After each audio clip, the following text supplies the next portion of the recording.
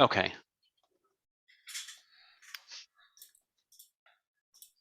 All right, thank you.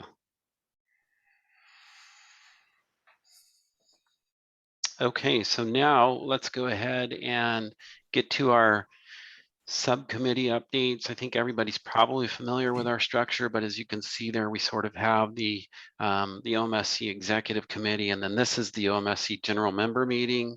We have two standing, or really three kind of standing subcommittees, the Modeling Program Coordination Subcommittee, and that's Becky Knudsen. And then we have the Technical Tools Subcommittee, that's Alex. Then we currently have a couple of ad hoc ones here with the travel survey and then the GHG subcommittee, and then we have the user group. So that's kind of our structure. And right now we'll go through some updates. And Becky, why don't we start with you with the MPC, the Modeling Program Coordination Subcommittee. Okay, well, as you can see here, the purpose of that subcommittee, which is a standing committee, is to provide this kind of technical forum where we can actively engage each other on issues and work together towards model development and application, things that we have in common across agencies. So it's we cover a diverse set of topics. Today we met in the morning. We traditionally try to meet the morning prior to the biannual meetings of the full OMSC group. And today we talked about, a lot of it's just kind of general business. We talked about the UP-WP process, also some issues related to software that we all use, and then we kind of share licenses so that we get everybody the least cost license. And a big part of our conversation earlier was similar to what we're going to hear in here today in this group, is related to the GHG subcommittee recommendations. We had a really good discussion over that. And then we got updates from the other subcommittees like the Household Travel Survey and the technical tools. So you'll hear some of that today as well. And there was quite a bit of technical discussion related to the next generation of travel demand models, which will be activity-based models. They take a lot more time and resources, but they're very powerful for policy analysis. And we are being asked to do more and more detailed policy analysis. So we've got to upgrade our tools to meet those needs. Other than that, we also talked about, we have a running tally on the current modeling tools that all of the partners have, and we updated that list today. We do that once a year.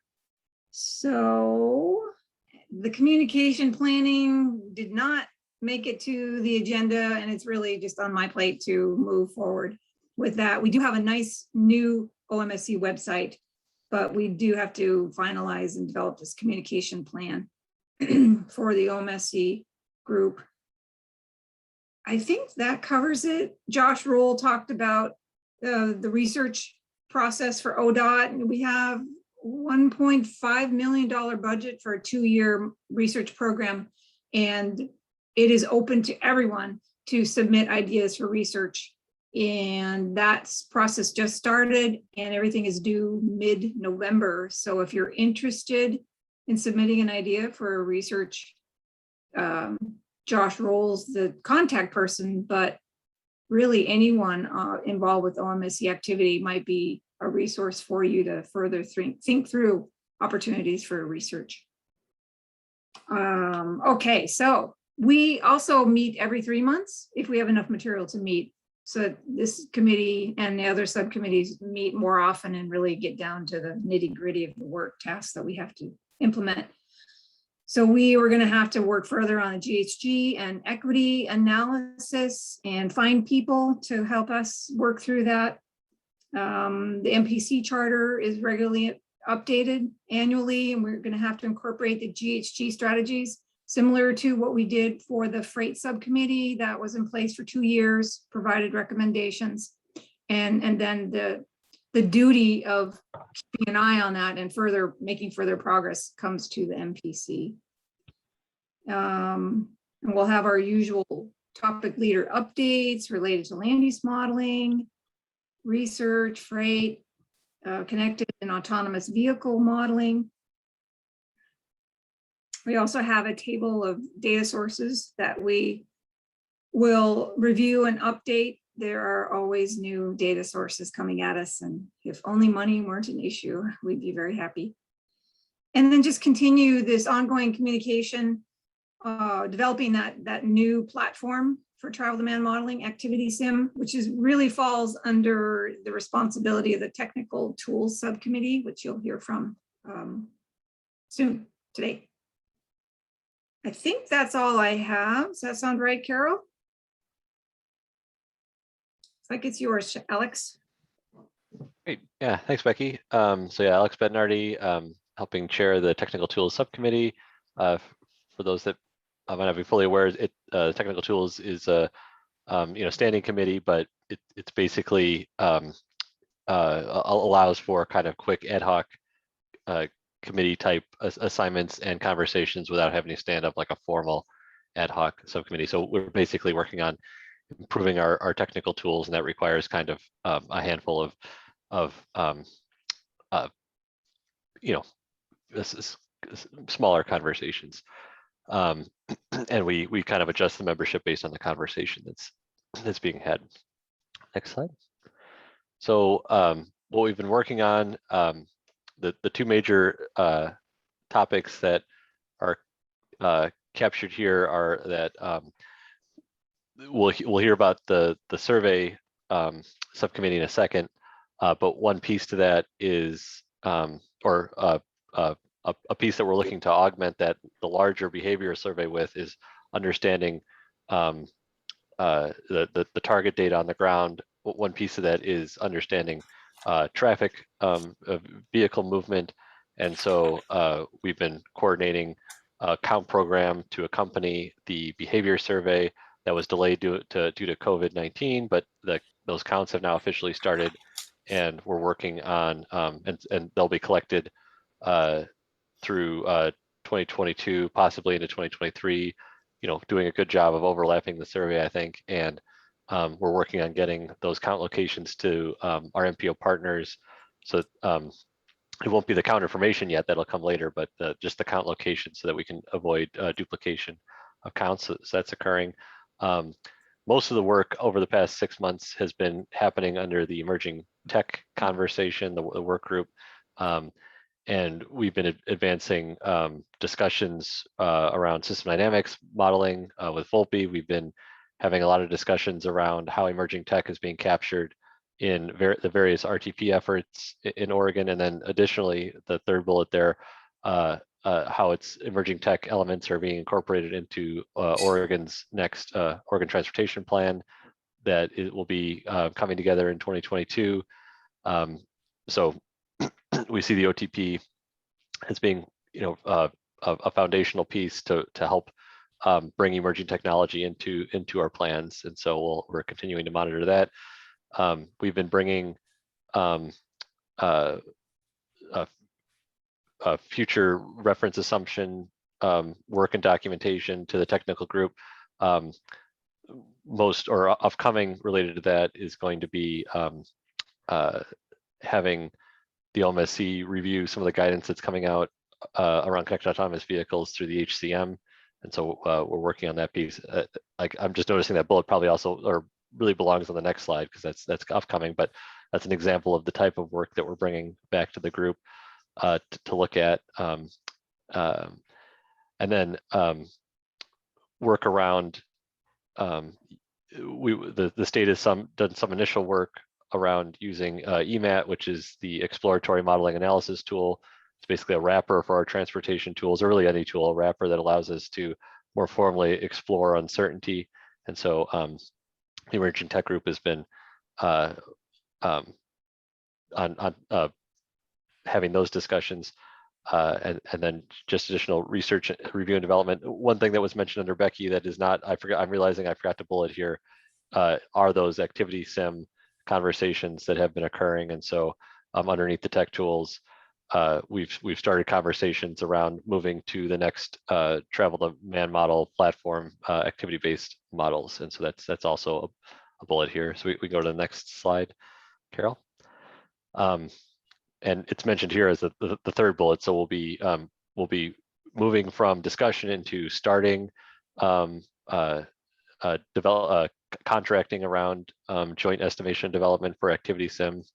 We'll also be continuing conversations around emerging tech and making connections between the emerging technology work, both at the OTP level and the RTP levels. Related to the OTP, our ODOT's OTP effort is going to be using EMAT, the exploratory modeling analysis tool, and so we're continuing to gain bench strength and understanding there. And again, as the OTP helps to create a foundation for exploring uncertainty and future technologies, EMAT, the work done at the OTP level will hopefully be able to feed into other planning activities as well. As we fire up, as we start to really get into activity sim joint estimation, it'll likely slow down some efforts related to, we had originally kind of been scoping that 2021, 2022 would be focused around working to get MCE stood up for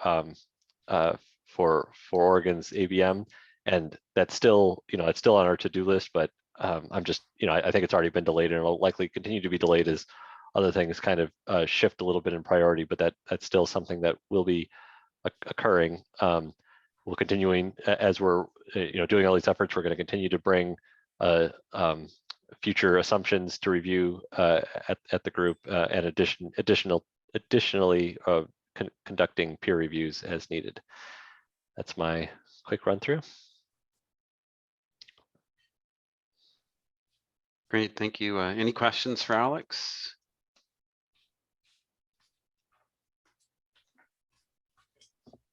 All right, hearing none. Chris, you're up with the travel survey subcommittee. Okay. Thanks, Brian. So we've made a lot of progress over the last 6 months. We issued an RFP. We've selected a consultant team. We've signed a contract. And as of last Wednesday, we've officially kicked off the project. The travel survey subcommittee had their kickoff meeting last Wednesday. So it's been a great 6 months. Yeah, I just want to take a moment here to specifically send shout outs to Kelly Clark, to Becky Knudsen, and to Carol for really rolling up their sleeves and helping get this project sort of successfully lifted off.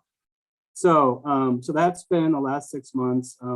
In terms of a look ahead to the next 6 months. Oh, thank you, Carol. I was going to share that exact slide. This is awesome. So the next 6 months is really going to be all scoping and design. We're going to spend some time taking a look at the state of the practice, so understanding what folks around the country are doing in terms of their travel survey efforts, develop a detailed work plan. So that'll be the scoping task, which we should wrap up sometime next month. Also next month, we want to start to have one-on-one work sessions with our MPO partners. And so for those of you who are on the call and who are with our MPO partner agencies, look forward to us reaching out to you so we can set up these one-on-one sessions, which we hope to start. Which we hope to start in December, and then wrap those up in January. And once we wrap those up, that'll really conclude the scoping phase of this work. And then phase 2 will be about designing the survey instrument, designing how we're going to sample, how we're going to recruit participants, how we're going to weight the sample, how we're going to stratify the sample, what the sample sizes are going to be. And then toward the end of the design phase, we're going to do some pre-testing with the actual instrument. I mentioned this morning at the MPC meeting, but this survey, as opposed to sort of the last survey we conducted, this survey will be conducted entirely through electronic means. And so The vast majority of the participants will fill out the survey via a smartphone application. So we expect, you know, upwards of 75% of the participants to take the survey that way. For the other 25% of the folks, we're going to have options that will still be sort of all electronic options, but we'll have options where if folks don't want to, you know, participate via smartphone, they can fill out their travel diary sort of through a standard web application, or they can access someone in a call center. This is like what I call, you know, someone helping my mom fill out a survey like this, right? So they can access someone in a call center who can essentially walk them through the web application that contains the survey instrument. So so no paper this time, all electronic. And in terms of the sort of the final part of like I think I mentioned, the final part of phase 2 will include a pretest, and I hope to have you know, committees like this participate in the pretest. So hopefully you all will get an invite to take the actual survey and to understand what the app, how the app functions, and the types of questions that we're asking.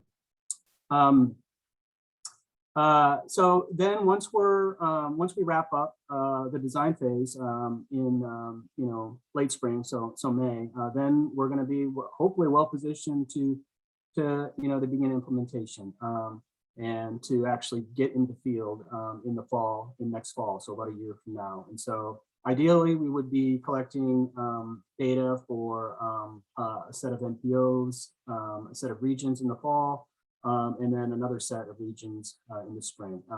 The implementation schedule will be, you know, somewhat dependent on, you know, the funding that folks have lined up and the scheduling of that funding. So I know some folks already have funding sort of set aside in their tips. Other folks are a little further along in the process. Other folks are still waiting to do that. So we'll have some conversations around sort of when funding availability, you know, when expected funding is going to be available, and as it relates to sort of the implementation schedule for individual MPOs. I will be reaching out to you, to those MPOs individually, and we'll cover this topic during these one-on-one sessions that I mentioned that are going to happen in December and January. And then, you know, once we collect the data, then you know, we hope to have that data available, you know, not long after the survey survey participants are completed. So the last year of the implementation schedule is really about delivering that data, you know, understanding the results, and then, you know, analyzing it, using it to update and estimate and specify, you know, all these great new models that we're going to have. And I think I'm going to stop there. A number of the folks in this meeting were in this morning's meeting, so they're hearing the exact same update. So if anybody has any questions, you know, feel free to email me directly, you know, and I'd be happy to answer them. Let's see, Alex, I see you had maybe one quick question in the chat there related to the tech tools relationship to maybe this work. Is that what you're asking about there? Sorry about that. I think that's a different project that we right, don't yeah. have an A-list. No, yeah, sorry. No, my question, I was yeah. responding to a side message to me, and I spammed it to everyone. So that's just Gotcha. a classic reply all blunder on my side. All right, well, thanks. I think one question that Becky actually brought up this morning that I think this group will be interested in sort of was around, you know, the impacts of COVID and sort of how are we going to know sort of when it's all clear to be in the field, you know, collecting data and ensuring that data is going to serve us over the long term, right? So one of the the consultant team is led by RSG. I'm sure most folks in this meeting are familiar with RSG, but RSG has engaged a subconsultant called Ipsos on the team, and Ipsos is managing a panel called the Knowledge Panel, and so this is a national panel, and so The way the panel works is that Ipsos will engage panelists. I think there's like 100 either households or members of the panel, and they'll ask them, the panel members, certain questions over time, right? Questions of interest, right? So they've actually been asking questions around sort of, you know, COVID and sort of pre and post COVID behaviors and adaptations to, you know, mandates and, you know, work from home policies and et cetera over the last year. And so that that is a valuable panel, and the data coming from that will serve us well in terms of when we, you know, when we might feel good about, you know, getting out in the field. So we're going to be able to leverage that knowledge panel and really understand sort of when things, and I'll put air quotes around, when things are settling down. I don't know if they'll ever sort of settle down, but when they're settled down enough for us to, you know, to be comfortable that the data, you know, we're collecting is going to serve us well over the long term. So. Great, thanks for the clarification and additional information on that, Chris. Okay, so next is the organ modeling users group update. Hey, that would be me. Hi, Lamine, how are you? Good, thank you. Of course, Kyle, myself, and Joe are the three coordinator of the committee. So just a recap. I'm not sure whether Carol has slides for that, but just a recap, we had our past event in May, a economic modeling topic. We have Kyle moderated. We have three topics, I think very interesting and engaging topic. One from the congestion pricing modeling, work from Metro and Metro's economic value analyst. And then we have Lisa Zorn from the Bay Area MTC to talk about their use of ABM in cost benefit analysis. So that if any of this topic interests you, the talk is recorded and our link and video available on the revamped, refactored OMAG website and OMSC website.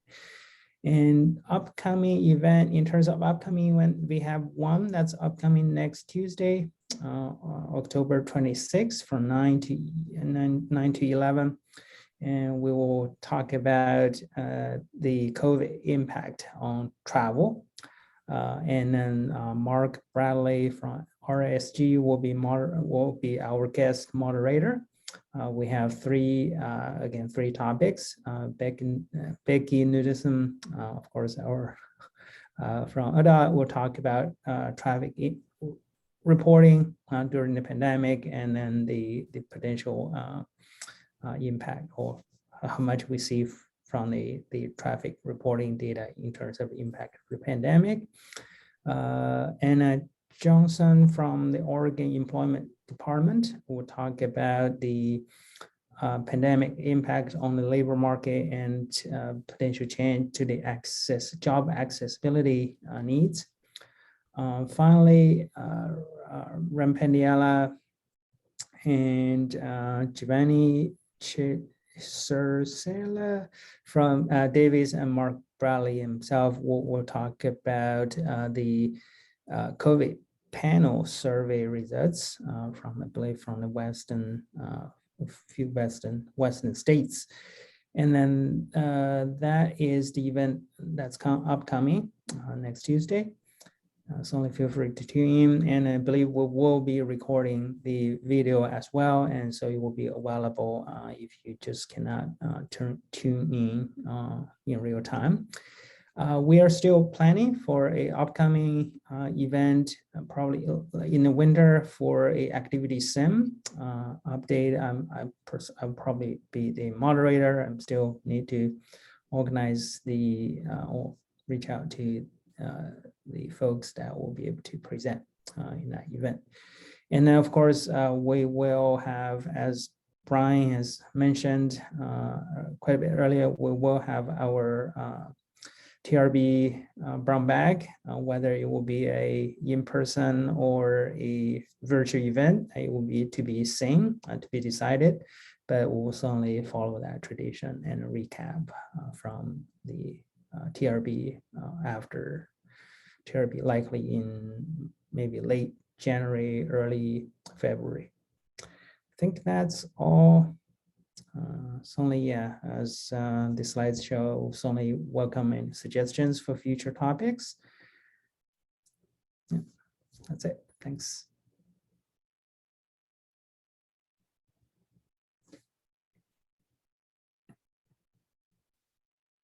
Many different things going on there. Thank you, Liming, for that. Any questions for Liming on that? Okay, so now we get to the main, really the main course, I guess, here for our meeting today, around a lot of the work that's going on with around greenhouse gas and climate as it relates to some of it's, you'll hear about, some of this will be around some of the process and the coordination efforts around planning, some of the work that we've been doing as the OMSC that's kind of wrapping up, but going to continue into implementation application. And then some of the work that's starting up, kind of going on, but going to continue to grow under the STEP piece. So let's start off with Michael Orman talking about the OMSC GHG subcommittee recommendations that we're hoping to get all finalized up pretty soon. But Michael, if you want to join and take that over. And I should just say thanks to, I know there's been a lot of people involved in that. So thank you for taking the reins on that one. It's a lot going on in that realm right now, and I think a lot's going to continue to go on for a while here. So I appreciate you sort of acting as the cat herder on that subcommittee. That's the way subcommittees go, right? Yeah, thanks, Brian. And yeah, so I'm Michael Urban. I'm the Air Quality Planning Section Manager for DEQ, and I'm was stepped in for my boss, Ali Mirza-Khalili, who's the Air Administrator, who first started to lead the subcommittee. And after he had to step away, I took over for him. So I'll go ahead and give an update on where we're at, and then talk about some next steps for the subcommittee work, and probably give some extra time to Peter and Tara to cover their topics on Vision Eval and STEP changes. Next slide. Sorry, I have to pull up your slides, Michael. I didn't know if you were going to show them from your desk. Oh, It'll take me just a second here. No problem. No problem. I'll grab them. Probably try and do that too. Carol, I'm just using the slides you made for me. So Okay, I'll find them then. Let's see All right. here. Okay. And just as you're doing that, just to note that, I know you had some partners in crime there, so to speak, with Tara, and I think they helped out with that too, right? So That's very true. Yeah, I'm going to offer some kudos to them as well as we go through the process here.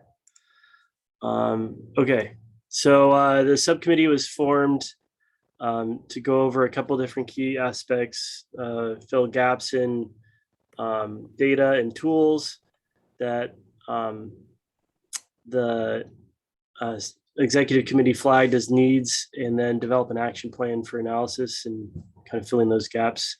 And the goal is to have that done by 2021. And some of you may have seen these slides for the MPC earlier today. And so I'm not gonna spend a whole lot of time on the content there. And if you have questions, definitely reach out to Tara Widener and Peter Hurley, who covered that presentation earlier today, and ask them those questions as well.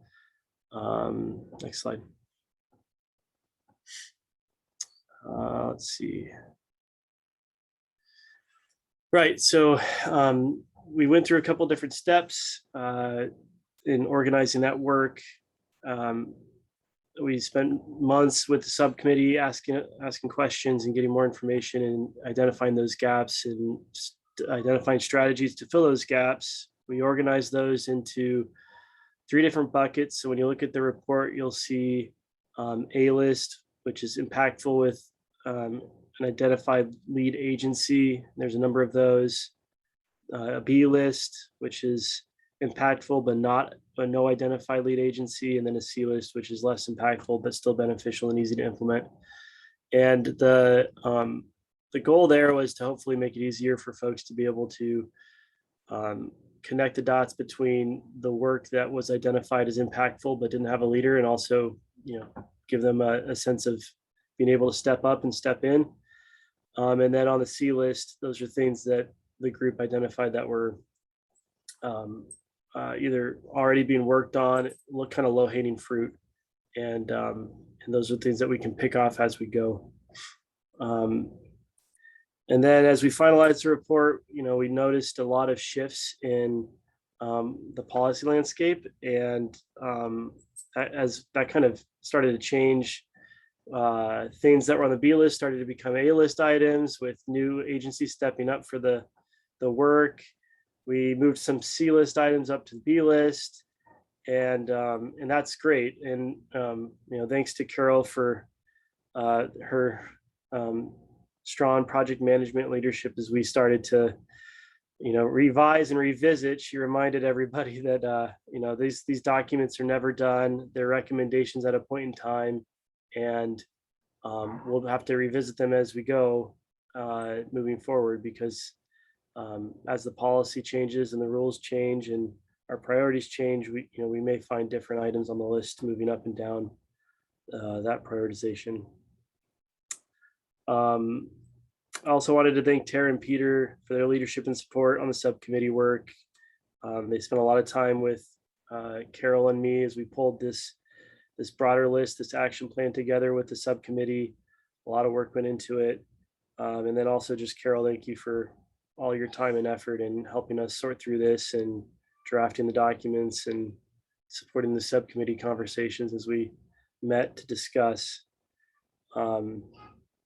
And then moving forward, the subcommittee is kind of in a holding pattern until the executive committee determines how best to move the final recommendations to the MPC and technical tools committee, and the impacts from ongoing rulemakings and policy discussions, and how some of those updates and changes may impact our prioritization list. So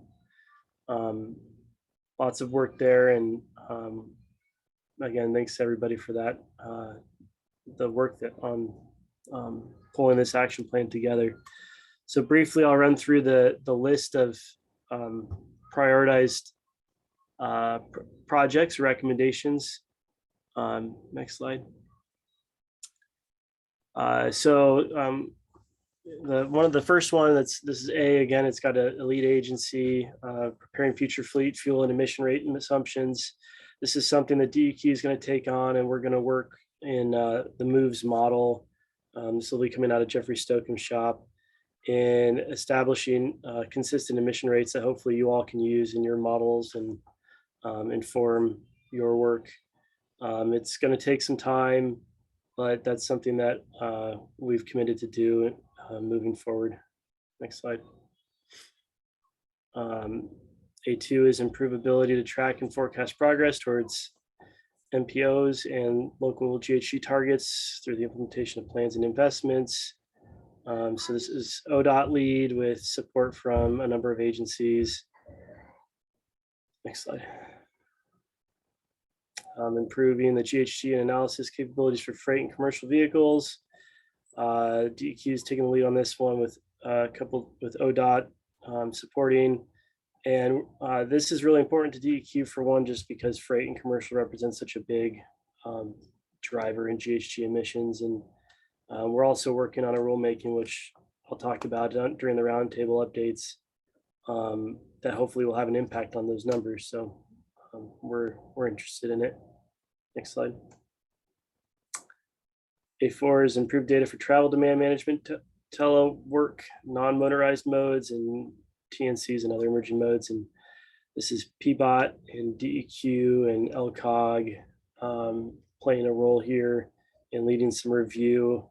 DEQ has a program, the employee commute option, and we're looking to expand it potentially statewide.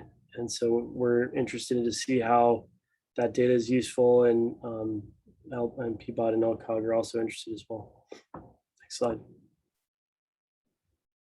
Develop methods for calculating cumulative emissions over time. This is really focused on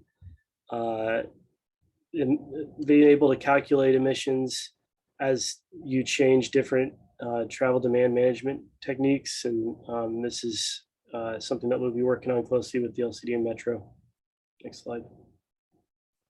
And A6 is provide an annual sector-based GHG inventory. This is something that DEQ does, and we're committed to continue to do, and seek support from the ODOT Climate Office and any changes that might need to be made to help inform performance metrics and work that you all do with informed by that inventory. Next slide. Dashboard and performance monitoring. So this is ODOT and DLCD taking the lead here.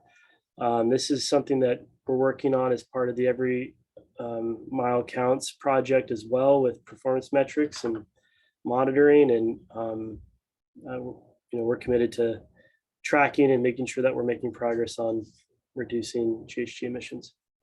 Next slide. Develop data and tools to assess GHG impacts of non-standard day conditions. This is ODOT taking the lead as well. And then next slide. Quickly, the B items.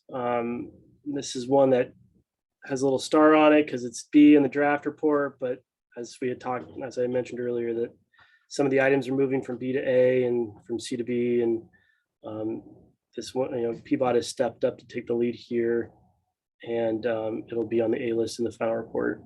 And so I won't spend time reading through these. Carol, if you just kind of click through them, we can slide. So recommend as you receive the final report, just to take a look at the B items. And if you have any that pop out at you as ones that your organization might want to step up and take the lead on, that would be useful information for us to have. But we think those are informative.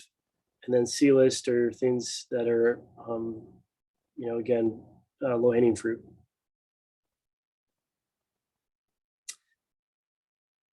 And I think that's next slide. Right. So Carol's box there for comments. Please send in any comments to Carol by October 29th. If you have any, I think that includes any B list items that you want to flag as your organization stepping up to take the lead on, or if you have any of the A list or B list or C list items that you want to flag your organization is in support of, that would be useful info too. Again, thanks to the whole subcommittee and the folks that leaned in and participated on this work. This takes a lot of time and effort to do and stay engaged on, and a lot of good work went into it. So looking forward to this shifting to implementation and making some progress on filling those gaps.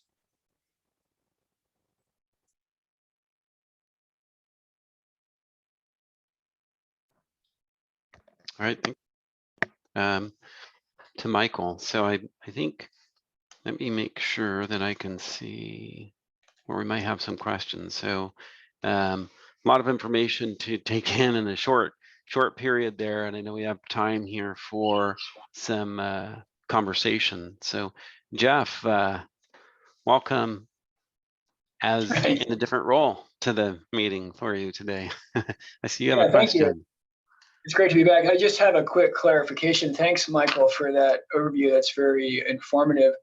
By the non-standard day, am I correct in thinking that you're referring to estimating like emissions, supposing there's a wreck on I-5 and things are gridlocked for 2 hours while the state police do the accident assessment or something like that? Is that the idea? Maybe if we can pull that item back up, Carol, was that an A list item, Jeff? Yeah, let's see here. I think it was, blah, blah, blah. I was taking it out. Yeah, it was A8.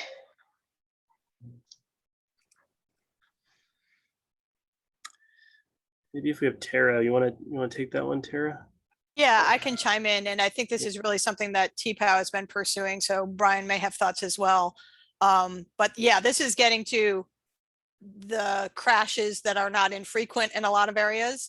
Also the tools that address those, whether it's ramp metering or ITS policies. So how do we get to being sensitive to those policies? How do we get our models to be sensitive to know that they exist to begin with? Great, thanks. Mhm.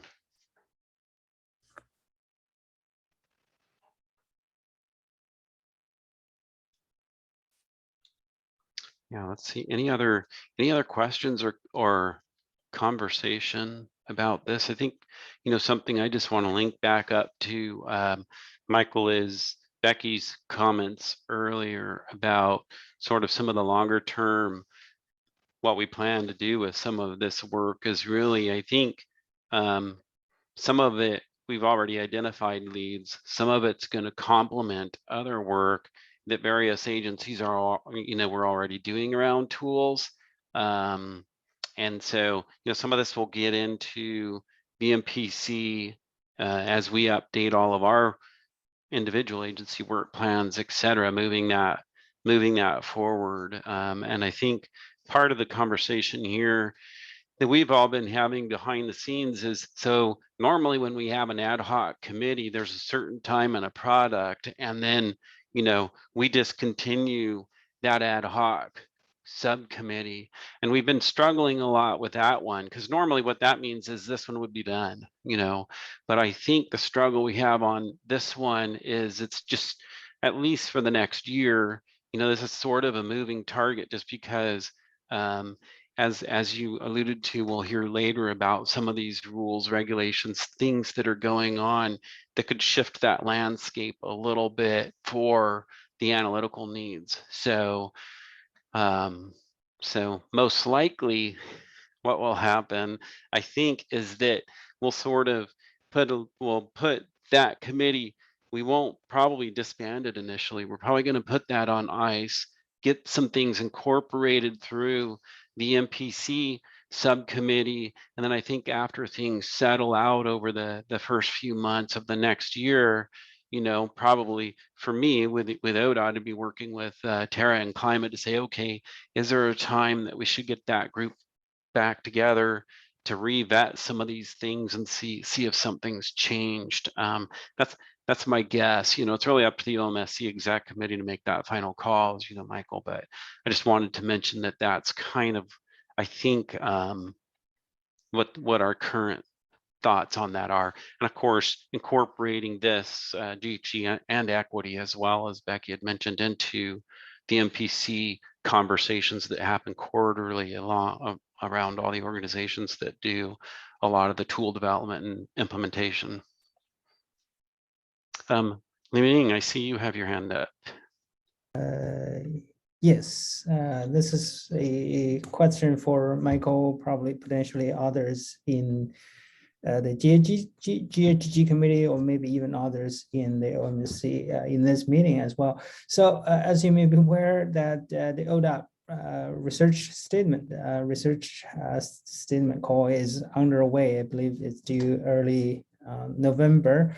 So I just kind of want to see, because at least I can see, for example, the latent demand is in your report. You cite that some research done by Kelly Clifton in the report that I suppose it will certainly be helpful to have research support to push forward on that front. But at the same time, of course, different agencies will lead that effort, as you identified here, PBOT.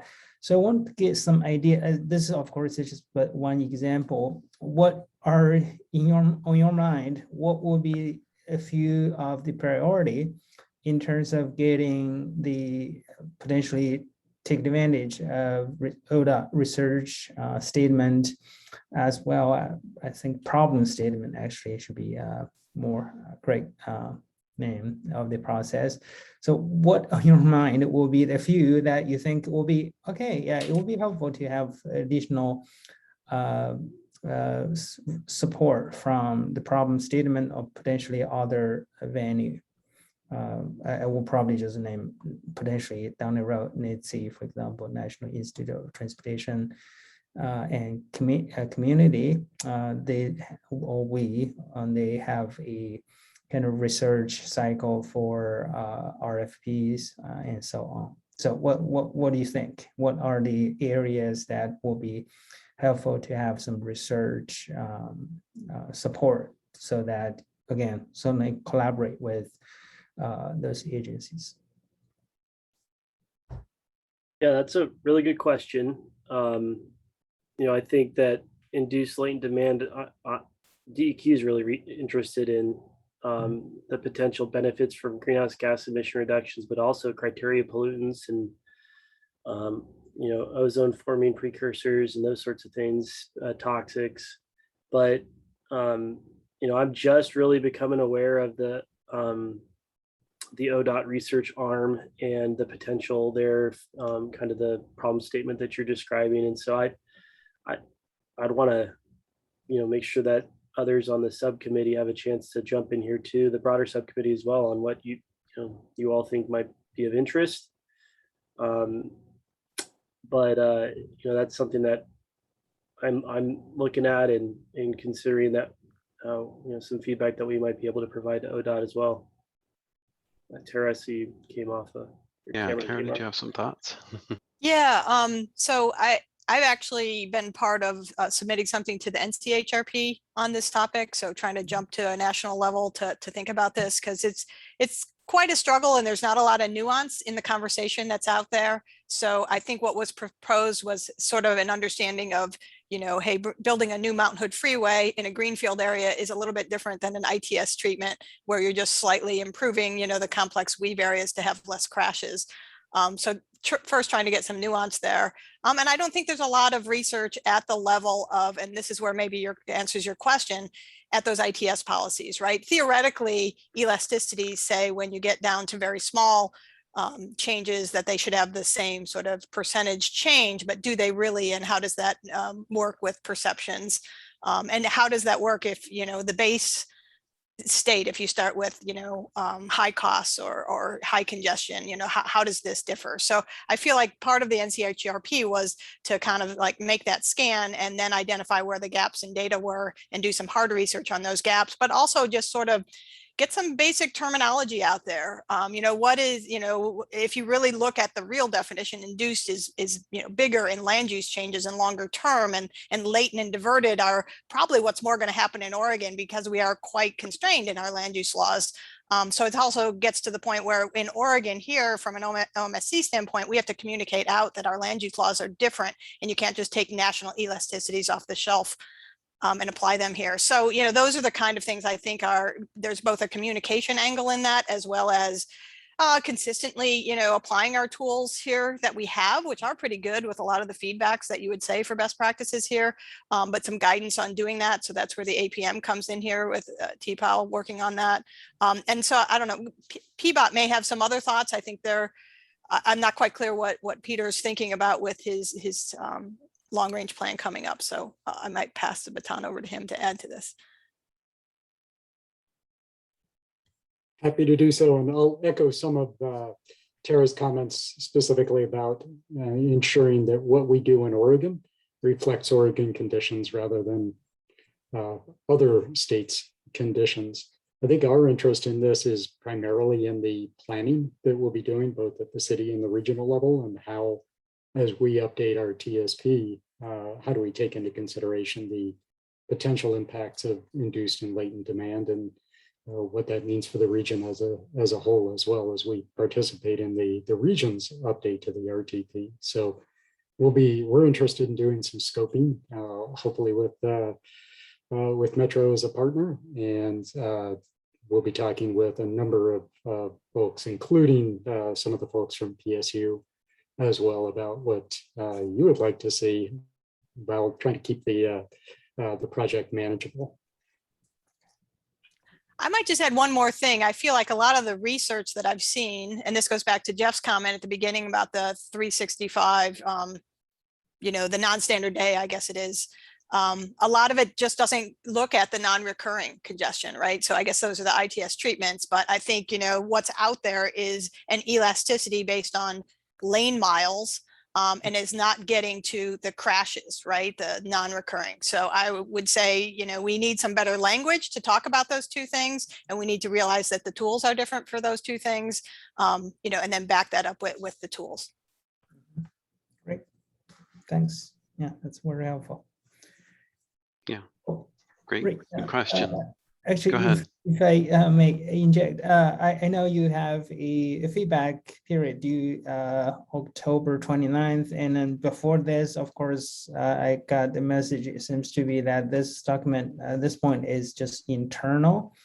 Is there a estimate of when the final report or a report, a version that's available to the public? I certainly would like to share the report with some of my colleagues that were certainly interested in reading this. I can try to tackle that one. So I think the plan is after the internal OMSC review, we have a greenhouse gas subcommittee friends list. So before we final it, we would send it out to that group for review. And I think then that means the report would be completely final, and we could post it for public use or review in about January. Okay. Thank you. Right, thank you. Any other questions for Michael or others on the GHG related subcommittee efforts?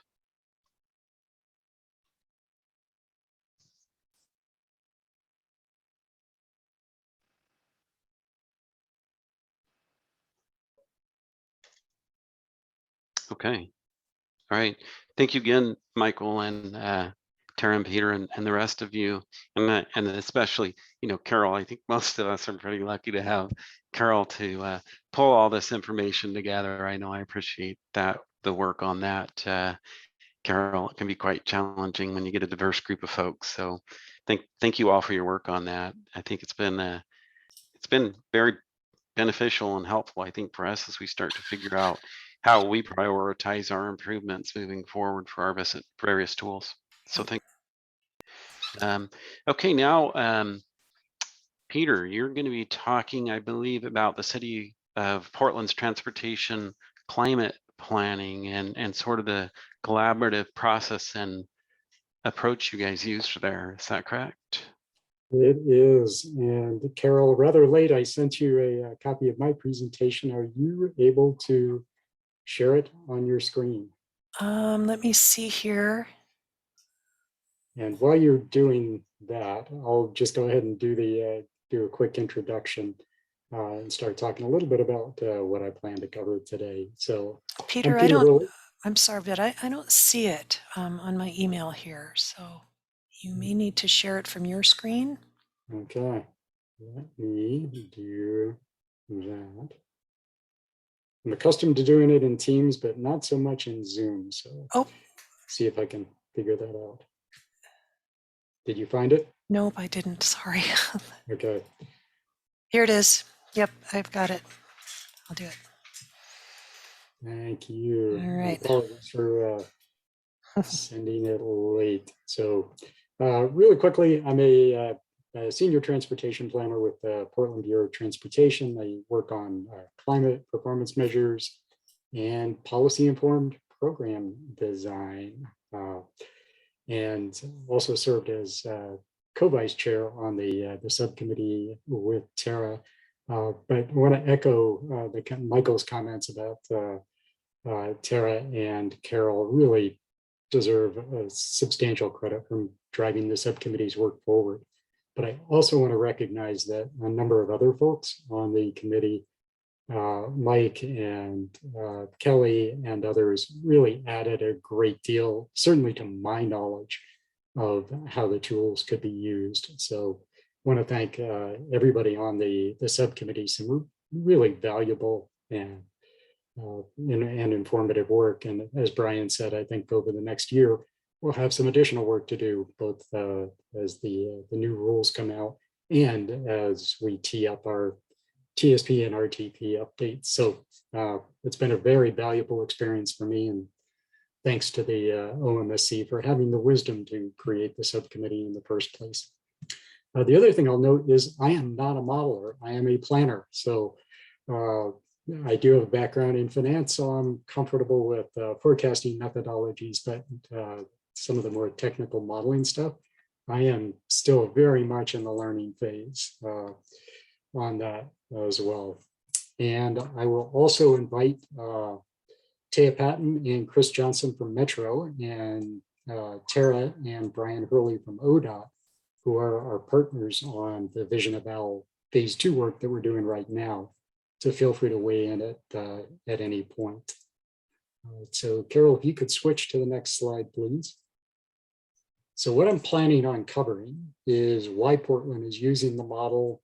We've had 2 phases of work, one of which is completed, so I can talk about results. The other of which is not completed, so no results to share with you, spoiler alert, but I can talk a little bit about the process and some preliminary lessons in how we, the city of Portland, plan to use the results from that phase 2 process. But since this presentation is for you, not for me, I'm going to ask at this point, is there anything that you would like to have me talk about that isn't on this list? And I'll see if I can incorporate it on the fly. But feel free, if you look at that and you're like, something's missing on there, feel free to raise it now so that I don't eat up all the time and not cover what you would like to know.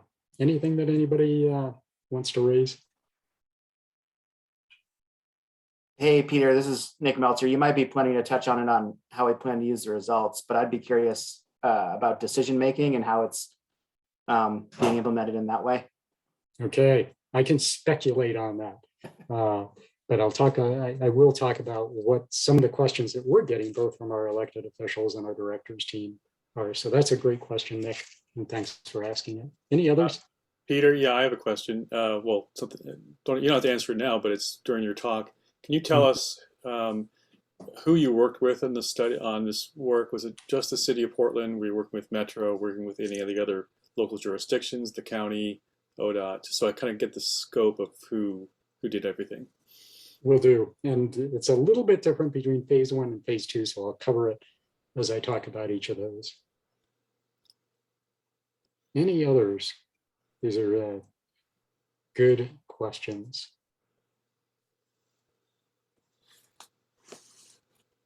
Okay, if you think of any, feel free to drop it in the chat, because I think that'll pop up on my screen and I hopefully will be able to read it fast enough.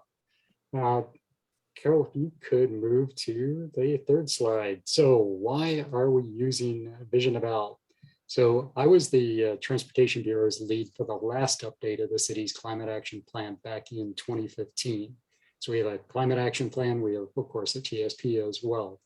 The climate action plan covers all sectors, so transportation plus buildings and energy and waste management, a wide variety of climate components. But during that process back in 2015, I realized that while we had really ambitious emission reductions targets and a long list of potential actions just in the transportation sector, 49 of them, potential actions in the 2015 climate action plan.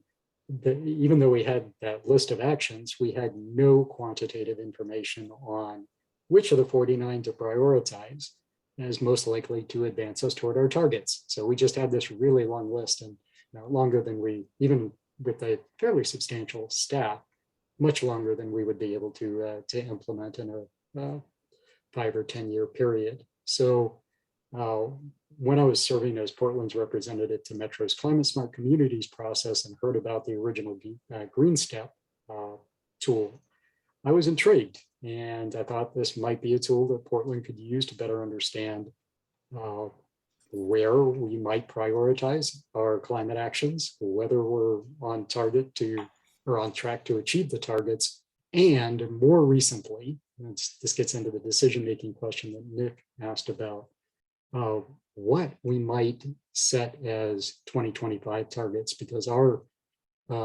directors team, much at the urging of me and other staff, has shifted our focus from some of the longer term 2035 and 2050 targets to much nearer term actions and targets. And while I have some skepticism about setting really near term targets, I am very supportive of recognizing the importance of near term actions. So all of these led us to the next slide, if you would please, Carol. So the really short version of a long story is that Tara invited me to an OMSC MPC presentation back in August of 2018 on the statewide transportation strategy monitoring. And it looked like at that point that Vision of Al could be a tool that City of Portland could use to help answer some of those questions. But we decided we wanted to dip our toe in the water first. So we scoped an initial phase with ODOT to collaborate on a test run using the statewide version of the Vision of Al model to determine if the city could use this to help prioritize our actions. So the first run, if you'll go on to the, well, actually, let's stay on this one for just a moment. The first phase was using the state model rather than the regional model. And they scaled the state model to the region, which has both benefits of being able to do things fast, but disbenefits in terms of not really understanding what was happening within the city of Portland, and even having some questions about the accuracy of the regional results that were coming out of it. We did, however, feel very comfortable with the directionality of the results coming out of the model. So the next slide, I'll talk a little bit about some of our findings, and I'm going to run through these pretty quickly. We had 8 major findings, which the first of which is probably the most important, and that is that we tested some different scenarios. One scenario was what we called carrots, where we bundled together things like expanding transit, expanding bicycle facilities, expanding the pedestrian network within the city of Portland, and to a lesser extent the region, but they're basically taking the regional plan and then doing some expansion within the city of Portland where we have authority to do so. Also implementing expanded employee demand management programs, things like transit passes more widely available for employees, and expanding the Smart Trips program that we have in the city of Portland, where we do individualized marketing, and more recently giving people transportation wallets to increase the likelihood that they'll walk, bike, and take transit. So that was the package of what we called carrots, or the scenario. We also tested a scenario of what we called sticks, which are things that are more pricing related for the most part, expanding parking pricing, reducing some of the parking ratios within the city, and expanding or starting to implement road pricing, and not just the road user charge to replace the gas tax, but something more expansive than that, something like VMT pricing. And one of the things that we recognized is that while carrots are important, while expanding transit and expanding bicycle and pedestrian facilities are essential so that people have options, they are insufficient, that we are actually not moving the needle much. And at first, when I saw these results, I was a little skeptical and thought that there might be some modeling problems. But when we look at our mode share numbers over the last several years, we've made over the last 10 years, we've made a little bit of progress. But despite the investment of hundreds of millions of dollars in bike, ped, and transit facilities, we haven't moved the numbers all that much. even within the city of Portland, with some pretty good land use in most of the city. So what we are finding, though, that is that some of the software tools through parking pricing and actually putting price on driving accelerates and activates the use of the pedestrian, bicycle, and transit network. So that was a really major finding that helped inform the scoping for our Vision of L2 work, and it's helping to inform a lot of the work that we're planning on doing as part of our TSP update. So we're going to focus a lot more on policies. The traditional focus has been on projects, and again, while they are essential, they are clearly insufficient if we're going to get to our targets around GHG emission reduction, reducing VMT, improving reliability of travel within the region, or at least within the city of Portland, and expanding equitable access to both options and destinations. If you, Carol, would move on to the next slide, I would appreciate it. So I am not going to read this because you can read it a lot faster than I can say it. But I'm going to highlight a couple of the elements on here. And if you have questions about some of these, we can return to them later. But I'll put a big asterisk on it, that since this was the statewide model scaled to the region, that some of these findings may be different in Vision of L2 than they may be in Vision of L1. I will, however, highlight the second finding, which is early action, that because emissions build up in the atmosphere and because of things like ensuring equitable access to destinations and options, that early action is really critical to both reducing VMT and greenhouse gas emissions while expanding equitable access. It's one of the lessons that we took to leadership and has helped to shift that focus from 2050 and 2035 to 2025 and 2030. And I'll also point out that one of the other elements that was somewhat surprising is that number 5, truck emissions continue to rise pretty substantially over time. And while we're driving down passenger vehicle emissions through strategies like pricing and land use and fleets and fuels, the truck emissions continue to increase pretty substantially to the point that they exceed those from cars by about 2045 or 2050. So just a heads up that as the state is doing through the advanced heavy truck rules, but also probably through through the clean fuels work, this is an area that we should probably be focusing more on, and certainly is something that the city of Portland is attempting to focus on in our 2040 freight update. I'll also point out that the 8th item, electrification, is one that's going to need some more work. Tara pointed out that the research is mixed on this topic. The model showed that as electrification, particularly of passenger vehicles, increases, it reduces operating costs, which when people pay less to operate a vehicle, might drive more. But that's something we need to look into more closely, since there's probably conflicting research out there on this. If you would move to the next slide, please, Carol. So phase 2, and to Nick's question earlier about or maybe I think it was Mike's question actually, on the differences between and who our partners were. In phase 1, it was primarily ODOT and PBOT with some support from Metro. In phase 2, we have an agreement between Metro, ODOT, and PBOT to take the regional version of the Vision of Al model and apply it to the city of Portland. So a little bit of a shift between phase 1 and phase 2.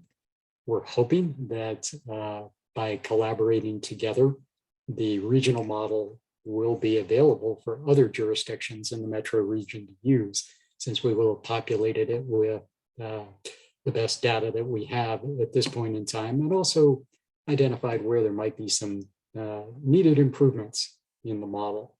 So what we're attempting to do in the phase 2 work that's underway right now is to test the effectiveness of specific policy actions. City of Portland's interested in the nearer term focus and what happens within city boundaries and to some extent across the region, because if I'm taking a trip to the coast, I'm traveling through other jurisdictions, and if somebody's working downtown, they're traveling into the city of Portland. So we recognize that there is a substantial amount of intra-jurisdictional travel within the metro region. We also want to see if we're on track toward the city's targets and the region's targets, as the city of Portland doing our share to help the region achieve the target rule that was adopted a few years ago. And I'm not going to talk about phase 3 at this point in time, because it's we want to finish up phase 2. So I do want to specifically thank both Taya Patton and Chris Johnson from Metro and Taya put an enormous amount of work into populating the reference case for the region. So what a big shout out to Taya on that, as well as both Tara Widener and Brian Hurley from ODOT for some really substantial and thoughtful contributions for getting us to the point that we are at this point in time. And Taya, if you want to say anything at this point, feel free to do so, or later on is whenever you want to say anything. I'm not sure I have any comments at this point, but thanks for the acknowledgement, Peter, and perhaps soon we'll have some interesting results to share. There is no doubt, actually, that we will have interesting results to share. We're doing some QA, QC on that now, so very much looking forward to being able to share that. That said, there are some preliminary lessons that at least I'm learning from this. And Carol, if you go to the next slide, one of the big ones, the bad news is that we are, and probably not shocking to anyone, is that we're not on track to achieve the targets at least based on the reference case, which is the current and planned actions. So we're not on track to achieve either the city's contribution to the regional targets or toward the even stronger city targets that we've set. The good news is that we can make substantial progress toward the targets, especially if we're willing and able to implement some of the more powerful local and regional levers to reduce both BMT and GHG, things like BMT pricing. And I'll note that the Portland City Council adopted and directed PBOT to start working on implementation of a pretty expansive set of pricing measures. It's part of a project called the Pricing Options for Equitable Mobility, or POEM. And it calls for some near-term actions on, for example, implementing pricing on commercial services, which we believe well, first of all, we're already doing with TNCs, and we believe we have the authority to do it to expand to other commercial services. So shout out to our elected officials for being willing to step up and say pedal to the metal on pricing to the extent that we're able to do so.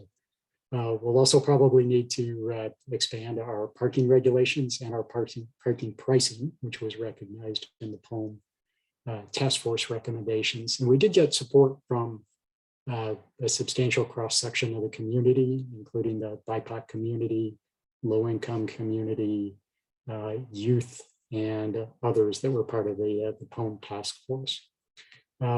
We're likely to need pretty substantial transit service increases if we're going to get anywhere near the target. We're also finding that particularly aggressive or financial incentives for both households and employees is one of the more effective strategies, as well as incident management on the freeways, going back to the question that I think Jeff asked earlier about the non-day, non-recurring traffic. So that's another one that looks like it's coming out as one of the more powerful regional and local levers. And I saw that somebody put something in the chat, but I wasn't reading it fast enough. Is it a question for, let's see, Peter, does VE have the pandemic teleworking lever? We have a separate telework planning group that has been looking at how do we institutionalize some of the gains that we're seeing from telework, at least in the commute realm. And we have recommendations that we're set to take up to our directors team and then to the elected officials on what we could do to try to lock in and expand some of the telework gains that we've got, at least on the commute travel side.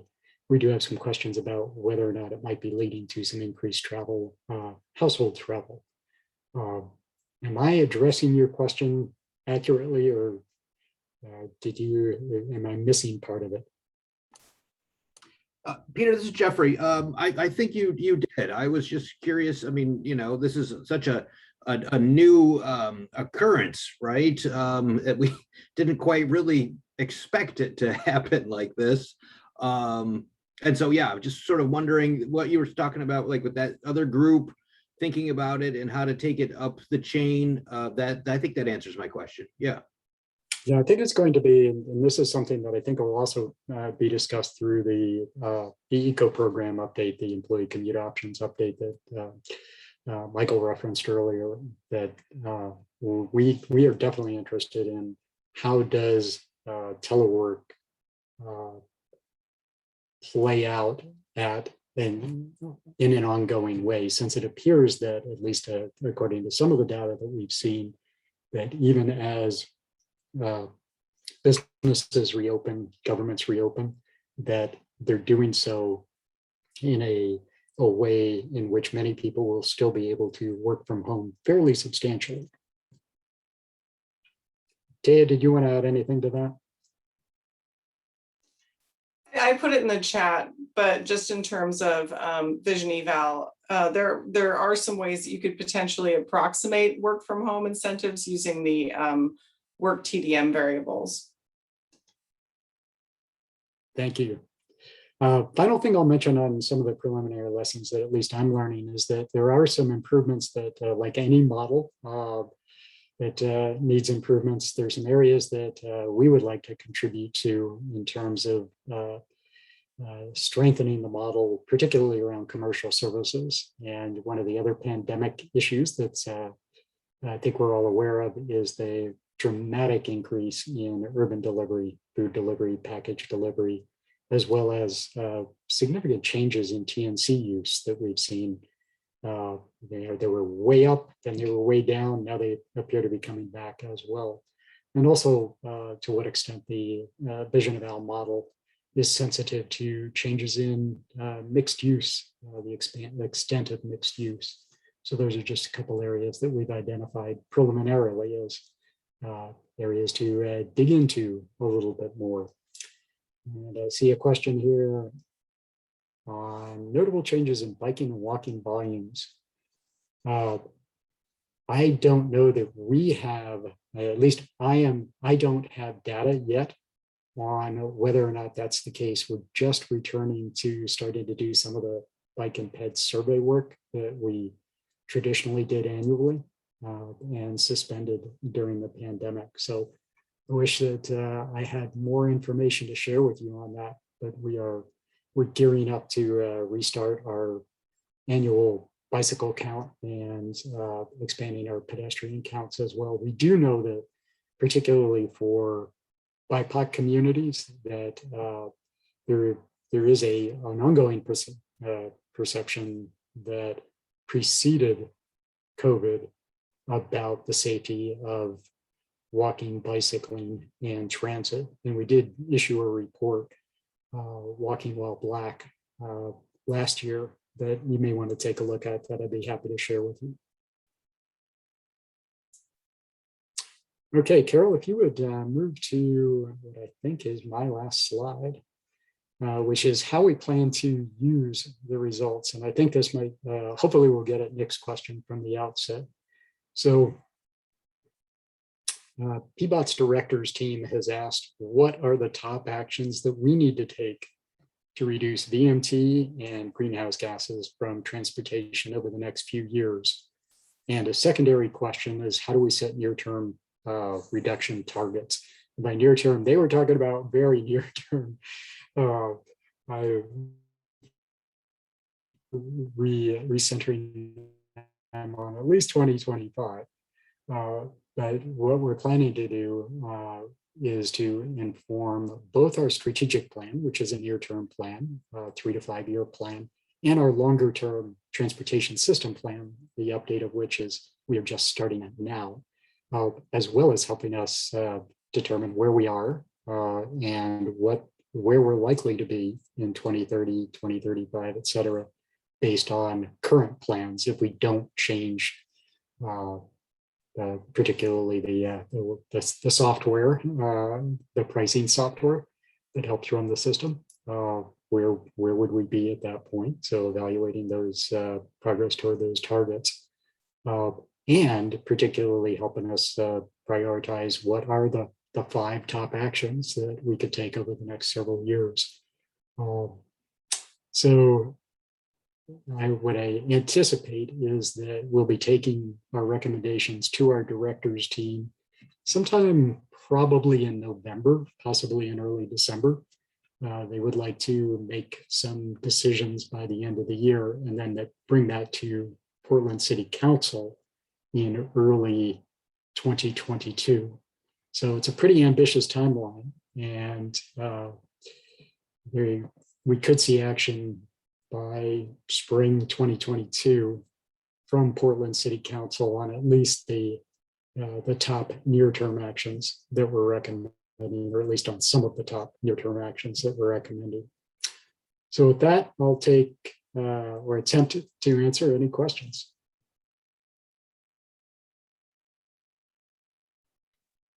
And also invite Taya if you wanted to add anything, or Tara, 2 of the key partners on this, if there's anything that you would like to mention as well as part of our Vision Eval 2 work. Hey, Peter, I had a question in the chat about how does the incident management help? Is it just reducing emissions because you're clearing up incidents, or because it somehow reduces VMT?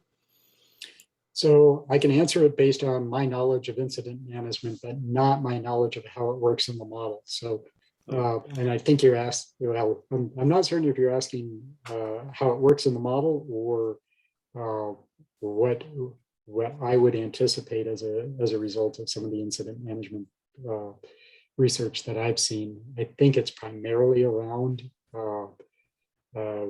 reducing emissions because you're clearing the crash and getting vehicles moving again. Although I suspect there's probably some VMT reduction simply because when you do have a crash, if most of the lane crash on, say, a throughway, if most of the lanes are blocked, you do get a decent amount of diversion. Whether or not that shows up in Vision Eval, I don't know. I suspect that that's probably too granular because Vision Eval is not a network model. But Tara, if you have a different answer or a more expansive answer, feel free. Well, Peter, I just saw it it was on your slide. That's why I asked. You said the yes. important lever, so I wasn't sure if it was a lever within Vision Eval or not.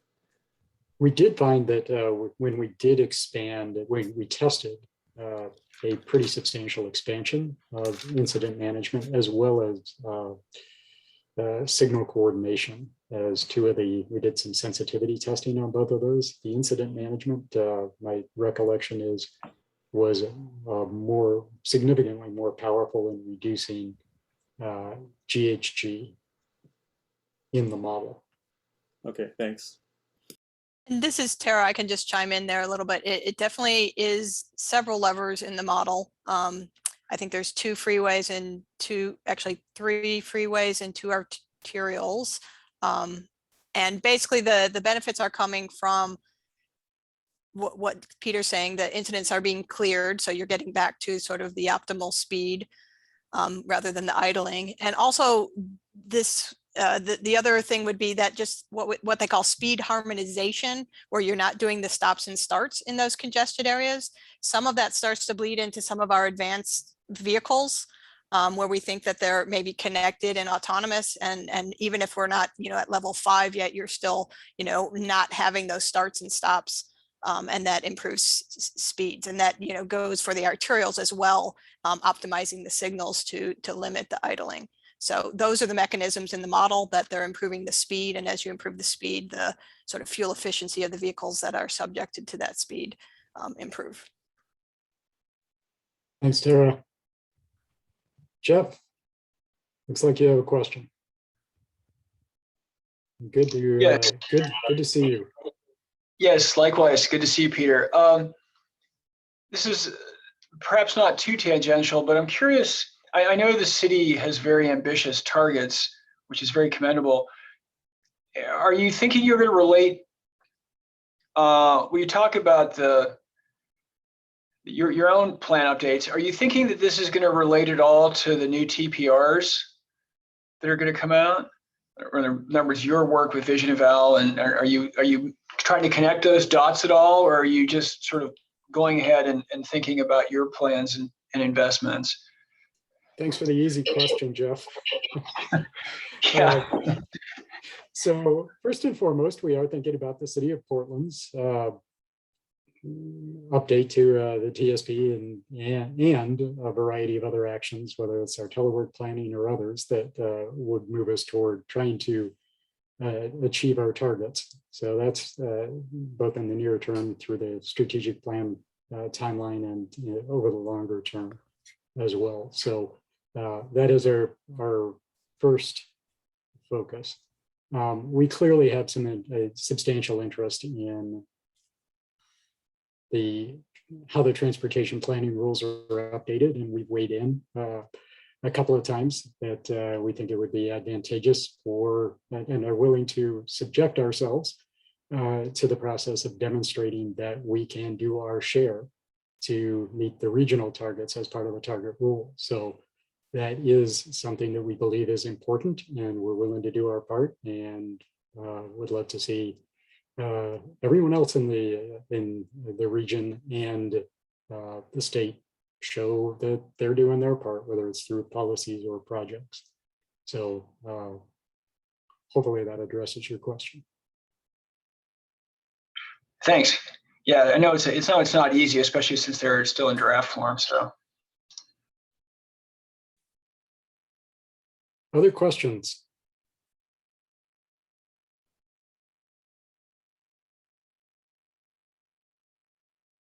Okay.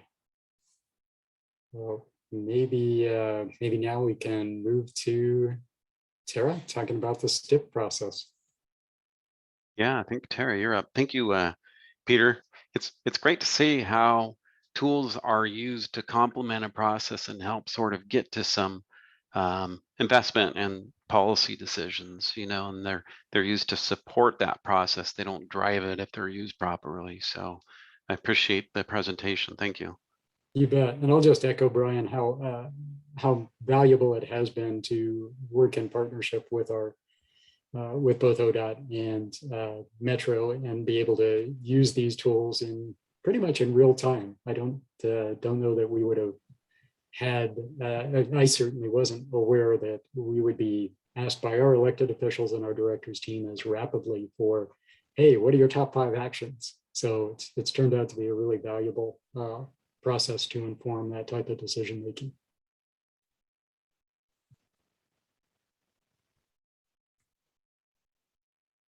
All right, Tara. Great. I'm following my other co-leads of the GHG committee on the third presentation here today on a number of things we're doing in the sort of climate change greenhouse gas realm of things. So appreciate all the work that they've done. I'm going to be talking here about something that came out of the executive order that we're following up on, which is applying a GHG lens to investment and project selection decisions within the STIP, the State Transportation Improvement Program. So I think you know me, I'm Tara Widener with the ODOT Climate Office. I previously was with TPOW for quite some time, so not unfamiliar with the crowd here.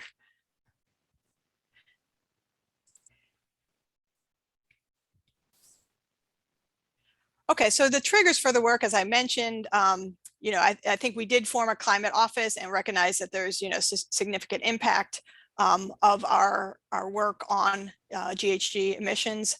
The executive order obviously prompted that and had us push towards the STIP. But we realized that the investments we make do matter, and so that's triggering our work.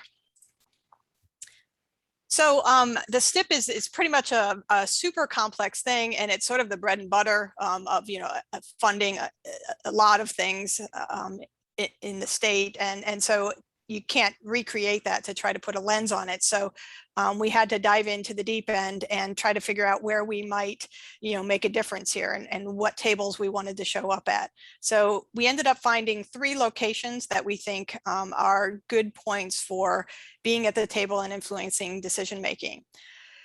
We call these phase 1, 2, and 3.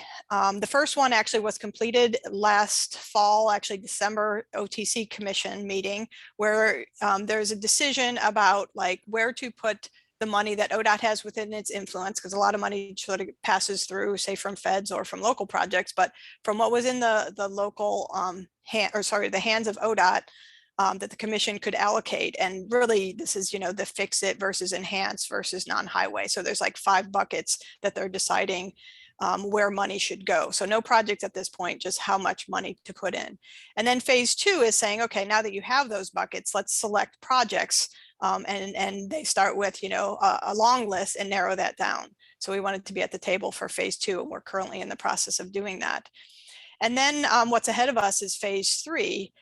And in phase 3, we're trying to take a little bit different tact and say, well, the first 2, we only had influence in certain areas, but phase 3, we really want to know the impact of the whole STIP itself, sort of that footprint. And so we're taking a little bit different analysis approach with that, and more broader look at it. And I'll dive into each of these as we talk about it.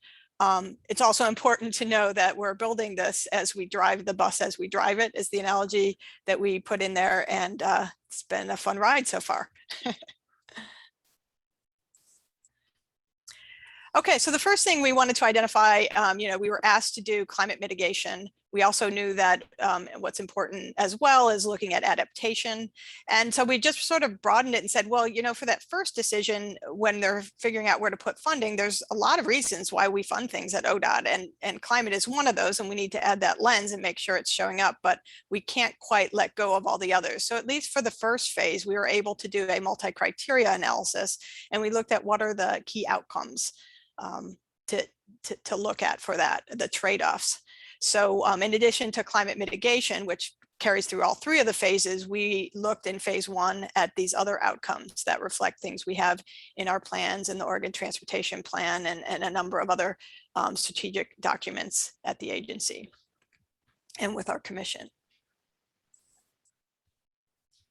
In phase 1, we had a couple decisions we wanted to do. We needed to know how much money went into the programs that they were going to, you know, allocate to.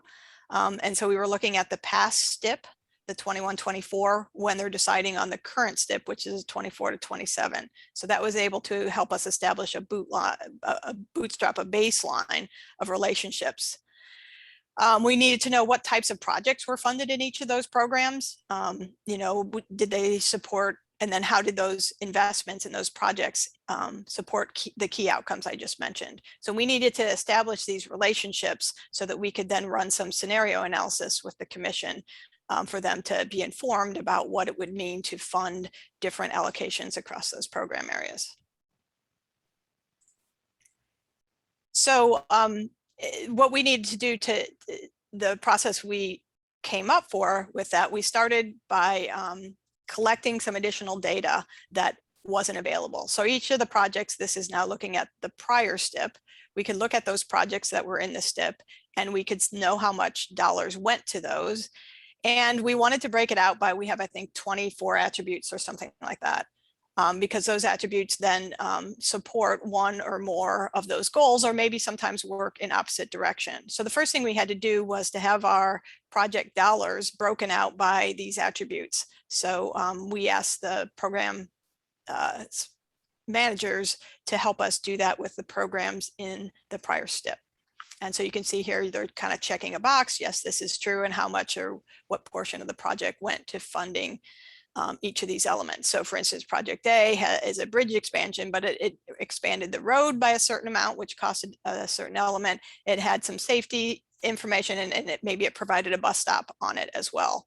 As opposed to project C, which is more operational and maybe had some rumble strips on it. So these are what we're asking, additional information than what was there before, just breaking out that total project dollar. And that's about all the information you have at a pretty early stage. So even though it seems pretty simple, it was important for us to be aware of what is available at the point that we were trying to intercept. So we wanted to turn those investments, those project attribute dollars, into support for the key outcomes. So given the project cost, that was broken out by those attributes, each attribute would score a good or positive, bad or negative or neutral for each outcome area.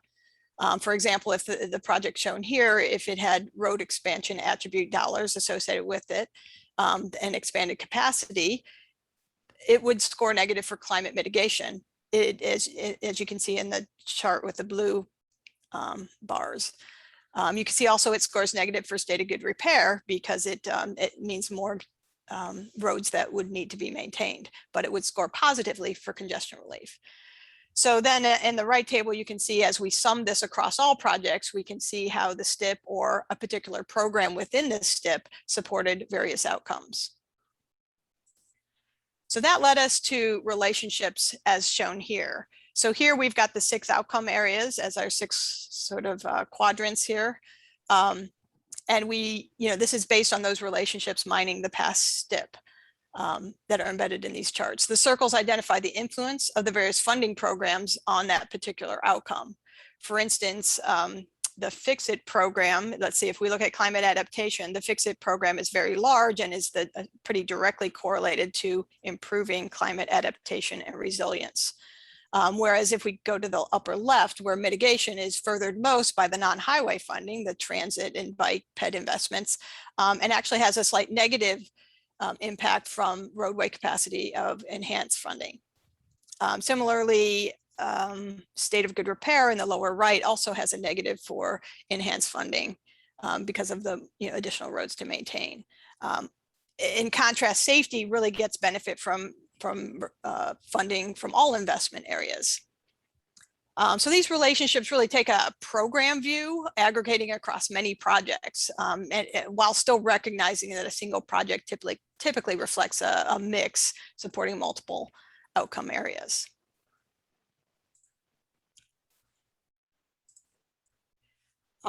So here we're looking at the scenario planning we did with the Oregon Transportation Commission. And we started by setting a background. So you can see we have sort of a report card in there with grades. And really needed to set the stage that the agency's revenues will only go so far. You can see the best grade there is a B for safety. So then we did this scenario planning effort, and I'm not showing you all the options, only the final scenario there. I think we did 6 to 10 scenarios. And, it ended up that we did have a modest but historical increase in funding for the bike ped non-highway program bucket. That boost in funding has allowed the creation of a strategic bike ped program area rather than mostly leveraging off existing projects. So that was a good win for the program. So then we moved to phase 2. So here we now have a project program area, like say bike ped or non-highway, I should say, and there have many projects on that list. They start with what they call like 150% list, and then they narrow it down to 100% list that's sort of finalized and moves forward. So what we're trying to do is provide feedback on that 150 list so that they can start to choose projects that might have more advancing the goal of GHG mitigation. So we share the type of chart to the right where we use the index that I was talking about previously to identify where projects show up. So they can identify the dollar attributes of their program, of their project that they're putting in the 150% list. We score those positive and negatively or neutrally, as I noted earlier, and then they show up on this chart. And so they can identify, ooh, some of these are in the red, how can we move them forward? And we have those kind of dialogues, which is really what you're trying to flag at this point. We also compare this back to the previous STIP and have the same kind of bar there of, you know, red to green, and we can look at projects in the past that have done well and what attributes they might have had that could be added to current projects.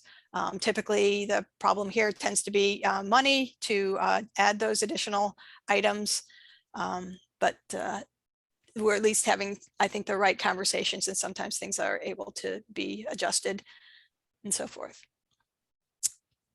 Okay, and most of these conversations have really been on ODOT programs. It's been challenging to just get in and be a part of this complex process.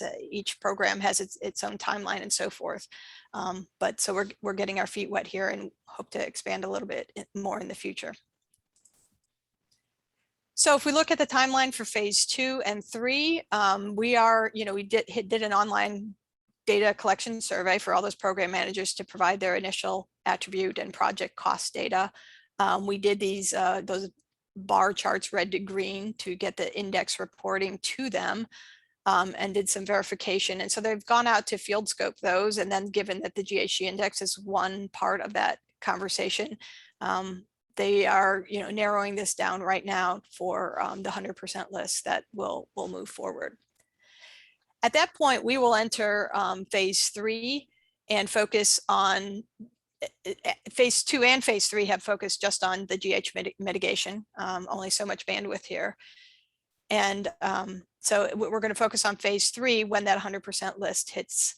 And the idea is to capture a more quantitative, less on this more simplified index, but moving to a quantitative level for phase 3 and inform the report that goes out when the draft STIP is shared for public review. And I have a chart here that's very draft, but just kind of shows the complexity of what we're doing. You can see that each row here is a variety of the type of projects that might show up in the STIP. And our main thing is to try to make this repeatable over time and be consistent across the state. And so we're probably going to use more statewide tools and do things on a programmatic basis systematically where we can. And so we've got a variety of tools that we're listing here, and we're in the process of trying to figure out how best to do that. I think the key point of our kickoff about a month ago was we have about 40 minutes per project to analyze it. So, you know, we're probably not going to use a whole lot of the regional travel models, one, because of the diversity across the state, and because of the time required to do so. But we may in some cases, particularly some of those major projects. So just a little bit more on the index itself. A lot of people ask questions, particularly about this. I put the formula in there. So a project score would be based on the attribute dollars that I mentioned. Well, there's scores to each attribute, right? So that positive, negative. And in phase 2, we're using the NCHRP work recently that has a scale that's maybe just not -1 and to +1, but can go a little bit higher. So that's the E value for each of those attributes. That then gets multiplied by the cost of the project tied to that attribute. So that's the small v is the cost that sum up to the large V, which is the total cost of the project. And then there's a weighting factor really for how much VMT is affected. And really this ties back down to the geography to a large extent, whether this is in a MPO with a lot of travel versus a small urban area versus a rural area, in terms of amplifying the effects of the mitigation happening. So with that, just wrapping it up. We are, moving out of phase 2, moving to phase 3, and we will report that as a draft when it comes out, and then the final eventually. And we do anticipate a continued monitoring effort on how the decisions are playing out. So the STIP is put into our data warehouse, and we can go back and see if those dollars are being spent the way the decisions made at OTC intended, and keep track of that. We also want to move back upstream to where the initial project lists happen, especially as we think of things that are not necessarily at the state program level, but more maybe in the TSPs or the RTPs. I think it's going to be important to go back upstream. So we're starting some conversations on that front. And then we're also toying with how we can pursue strategic and opportunistic approaches to identify particular projects or mitigations that can add GHG reduction elements. I guess the other thing I would note is we do want to expand from just a strictly greenhouse gas emission reduction to also an adaptation measure. And we noted when we did the multi-criteria in phase 1 that those don't always move in the same direction, which makes it interesting. It's often aligned with the fix-it and resiliency dollars, but not always. We are creating some adaptation vulnerability maps across the state, so we'll probably focus on particular areas. All right, so with that, I'll open it up to questions. Try to look at the chat box, see if anything's there. Nope. Looks like Mike, you have your hand up. Yeah, I do. So what comes to mind when I see your methodology is the TPR rule changes and what cities will need to do as far as developing their illustrative lists to try to meet the targets. So in your mind, do you see cities or local jurisdictions potentially using a modified methodology that you're using, at least maybe for an initial compliance with that rule until other methodologies are improved? Yeah, so I think there's a couple things in the CFEC rulemaking for TSP level analysis. So I think it's looking at some, once those lists are created, looking at those project level and trying to do a score, trying to do an index like this. Mm-hmm. So we've talked about this particular index that we're creating for the STIP could be applied. And I think there's been some concern that especially for the smaller projects, this kind of data, even at the very simplified, how much is your project going to cost, and how much of it is going to, the sort of 24 elements we're talking about. How much is it a bike lane versus how much is it lane capacity versus others? Sometimes it's just money towards a project. And as we get to larger projects, I think it's actually important for us to do this. So I think the push to have that data available is probably worthwhile. So I think there has been room in the rule in its draft language anyway to say that some kind of index could be done, could lean on the STIP, could be an equivalent or similar sort of index at a local level. I know in the city of Portland and has done some things in the past. The city and Metro both have tried some things within their TSP to look at more qualification, sorry, not quantified, non-quantified, qualitative. Thank you. That's the word I was looking for. Qualitative, more like asking questions. Does it have this, and getting a score for it, right? So I think there are other ways to do this, especially as we get to smaller projects. Cody, I don't know if you have any thoughts, given you are much closer to the language in the rule and such. Well, I was just going to note that the City of Portland, Peter's here, so he can talk about it, but he does that for City of Portland and shared that with the City of Eugene, who shared that with us, and it's pretty simple. Honestly, what the City of Eugene is doing, it's a spreadsheet level analysis to do this very similar work and not nearly so complicated. So that was kind of the genesis of us asking, we'd like you to just kind of look at these two things, climate and equity, as you go about scoring projects. And we don't specify that you have to go into, whatever level of detail you're comfortable with, but we know that there's very simple tools to apply to that now. And I guess if projects are headed towards the STIP, ultimately, it only makes sense that we would start at the ground floor and try to move towards this GHG index that would be applied there, but not all of them are headed in that direction.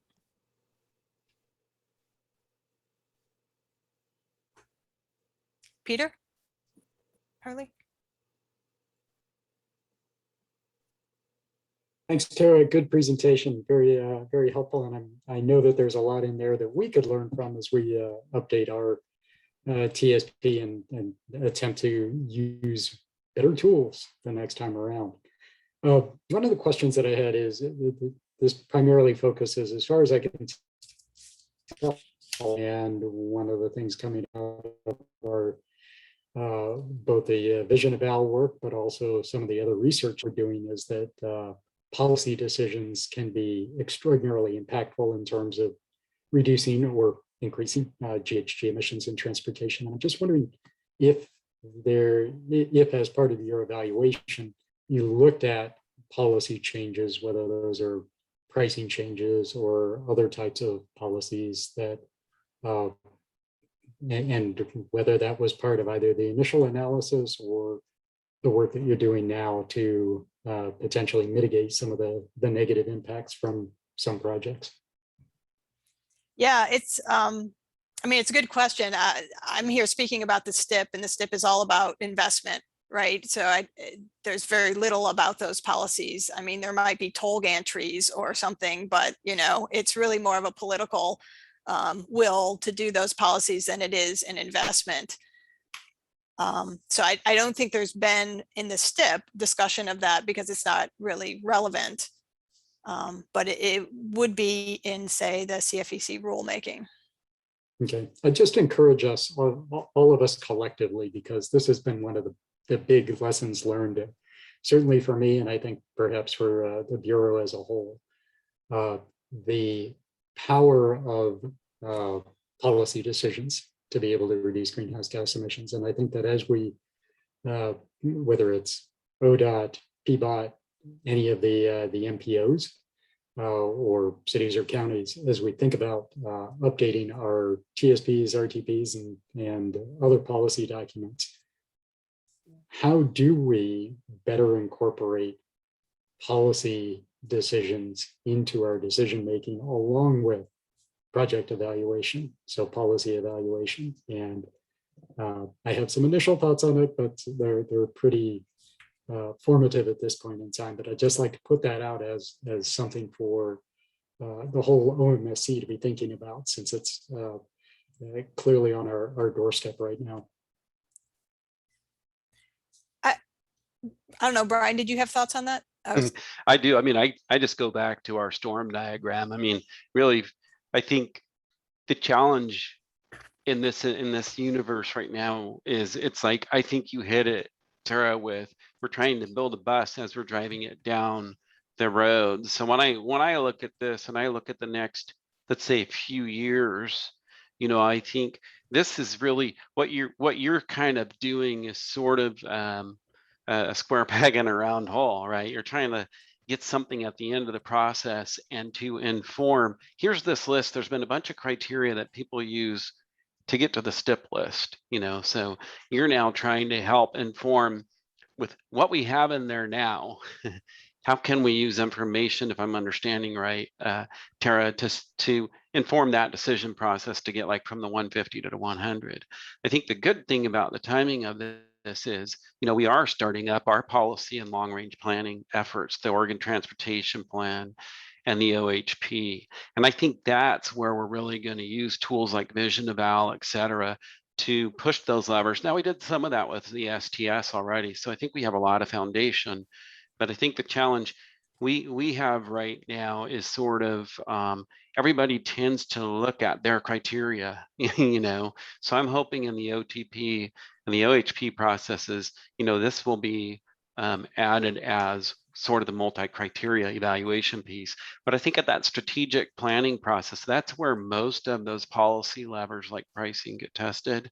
Now that being said, we have some big projects in the Portland area that, you know, we are looking at various pricing mechanisms along with bottleneck removal kind of stuff. So in those big projects, I think that's being done. But that's kind of with our storm, the strategic, then the tactical. There's fewer policy things and that you're going to test typically in a system plan than you do up at a regional kind of planning effort. By the time you get to a project level, most of those things, it's a questions of which ones you're going to implement, I think. So I don't know if that was a good answer or not, but that's kind of partly what I think longer term, when these all circle back, hopefully it'll get into a strategic through sort of a tactical and reporting, et cetera, process that makes sense. And they're all those levels are informed by this is one of the criteria, I think. Yeah. And I would say our tools can do all those policies, right? So they can be in the TSP and in the RTPs. And in fact, I think the rulemaking is pushing a scenario that's called an illustrative scenario that looks at and has some criteria for how much, meeting the GHG target, basically. And it's asking you to assume a high pricing scenario, because part of the STS, the roadmap for our greenhouse gas reduction, is that those pricing policies are put in place, that we fully cover our roads, which we're not now, right? We're only at about half. And we have a cap and trade bill that's covering carbon, recovering carbon costs and so forth. So those pricing, if we would play out that STS vision, and that's, we talked about getting to our roadmap, then you would have higher pricing. So the rulemaking is asking you to have a separate scenario that would put those in place. So you would be running with some higher pricing. So I think it's pushing us to look at a future where that is the case. And as your findings have shown, those sticks work in tandem with the carrots to really make the carrots shine, and see the movement on both, vehicular miles and emissions, and both, for health and GHG. So I think it's important for us to start thinking about that future, because we have to, find a new way to fund our roads, as well as try to think about the climate. And those things mean that we start to have to pay our way a little bit more, which will have travel behavior effects. Thanks for that's a very good substantive answer from both of you. And I know that Cody knows that I've been encouraging us to incorporate policy into the TPR, the updated rules as well. Just to quickly shift, and then I'll stop. But I'm wondering, a lot of times we talk about the information that we present, but not how the decision makers respond to it. And I'm just curious, based on your experience thus far, what have you learned about how the commission is responding to the information that you presented through phases 1 and 2? Yes, they were most involved in phase 1, and it was a tough conversation. There was a lot of public opinion about it. I think basically we sort of, were able to make a transparent process, and people were able to weigh in on one scenario versus another, which, isn't always the case. And so I think they wrung their hands a lot, because there just isn't a lot of revenue from the current streams, gas taxes and so forth. And so, they were just sort of hemming and hawing that this isn't fair. We don't have enough revenue to do what we need to do. We need to cover safety. We need to keep the lights on in the house, and the foundation strong. But we also need to tackle GHG and other things. So that was a not unneeded conversation to have, right? I mean, that really is the situation, and they were put in the commission to answer the tough questions, and we were just basically trying to set the table so that they could have that conversation. Phase 2 has been a little bit more behind the hood in terms of program managers making decisions on those projects, and I have to say I think that's been a little bit tougher to kind of get in there, and especially because the funding's not there to structure to sort of leverage and add some of these things. So we'll see how much progress we can make on that decision point. But I think the first one was very public, and I think that's important. Those are the decisions we need to make right now. Very good. Thank you much. Alex, you've been raising your hand. Do you have thoughts on this or the prior topic? Well, I'm trying hard to I can't help myself, I guess, a little bit. I did want to jump in, just a quick plug. I don't know if we're going to be successful yet, but just hearing the conversation, as we're approaching the RTP, we're trying really hard to marry the revenue stream along with the investments. And so, again, I'm not sure exactly how the OTP will play out and if we'll be successful, but I'd like, I think the benefit there, or the opportunity here, is that Oregon is uniquely short in its transportation funding just to maintain the system as is. And so we're being, this GHG conversation is stating that, we need to increase pricing and increase policy decisions to go, to create the shiny carrots, as you said, Tara. And so, and so we have this, and as you just described, we have these decision makers who are really frustrated because they have to make a bunch of impossible decisions about which areas to fund with very short funding. And so anyways, the OTP is going to, is linking the investment piece with the policy piece so that there's, the idea is that there's going to be different investment amounts depending on how the policy decisions are. So you can get those more satisfying investment packages, but it requires the policy hooks along with it. So in my mind, that's the clear path forward. I don't know if we'll get there, but that's the clear path forward. And then ultimately, if the OTP can show success, I think that potentially change the game for RTP fiscally constrained. Maybe there's fiscally constrained with different policy, packages. And so you have different policy packages potentially, which allow you to get to different fiscally constrained levels. I know that's all kind of like, I know I'm entering like a whole bunch of hands going up and like showing me how issues that with that. So sorry for starting a fire and running, but I just, in my mind, to have the policy discussion, you need to link investment with policy. Policy on revenues that are generated and the travel behavior that responds from those. And part of it, I think, is to identify, there's actually some positive benefits for a lot of our goals in doing that. And then there's obviously positive benefits of having revenue to spend on some of these things. So part of it is to run scenarios with our tools that can elucidate that alternative future. That's not where we're at now.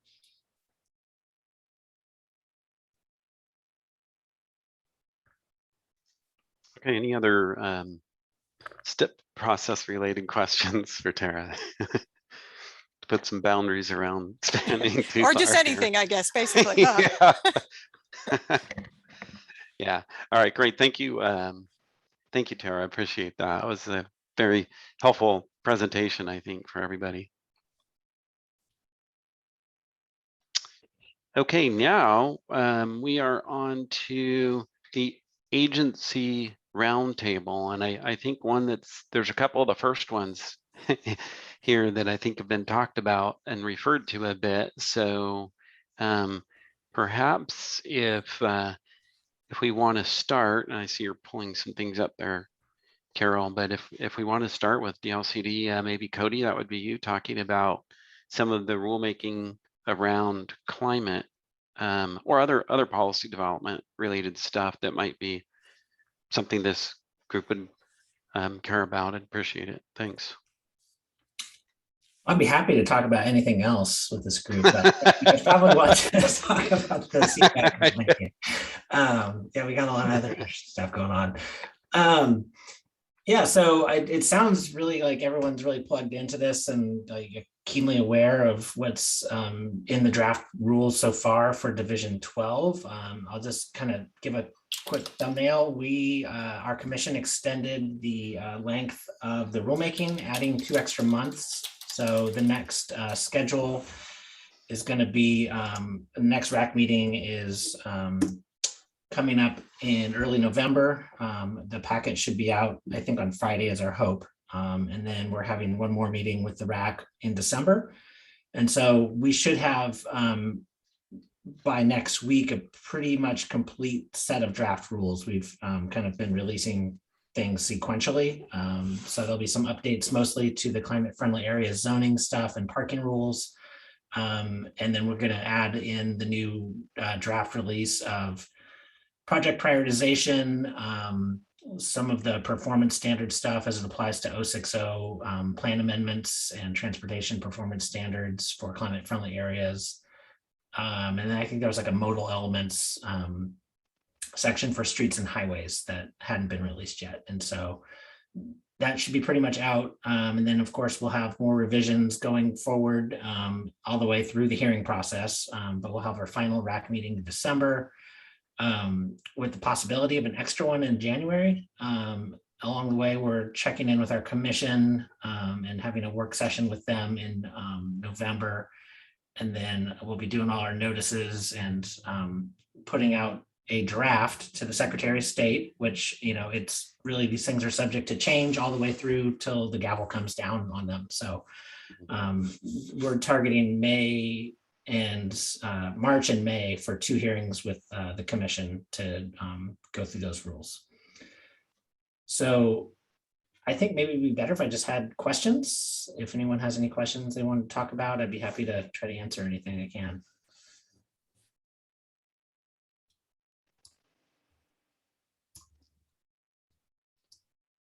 Maybe a quick question, Cody. Just has the full commission really been involved? I know that you have about 2 or 3 commissioners on attending the RAC meetings, but what is the full commission? Do you feel is educating themselves on what these rules are? Yeah, I was just telling it, we've had an agenda item in front of our commission on this rulemaking since November of 2019 in Reedsport. That's one of the last in-person meetings I did.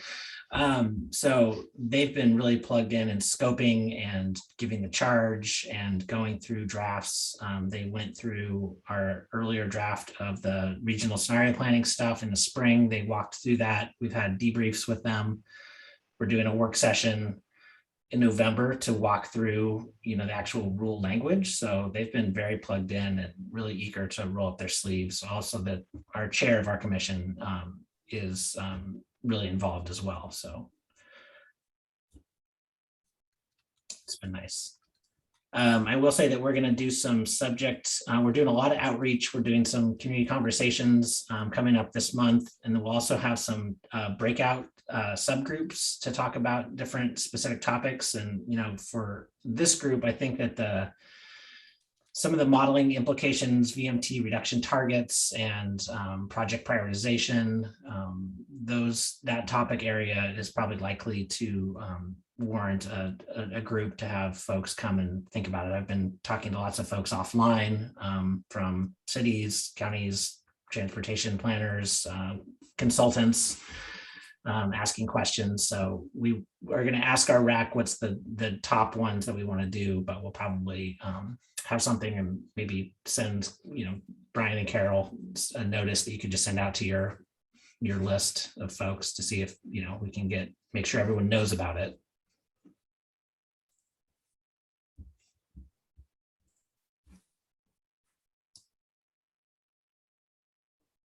Okay.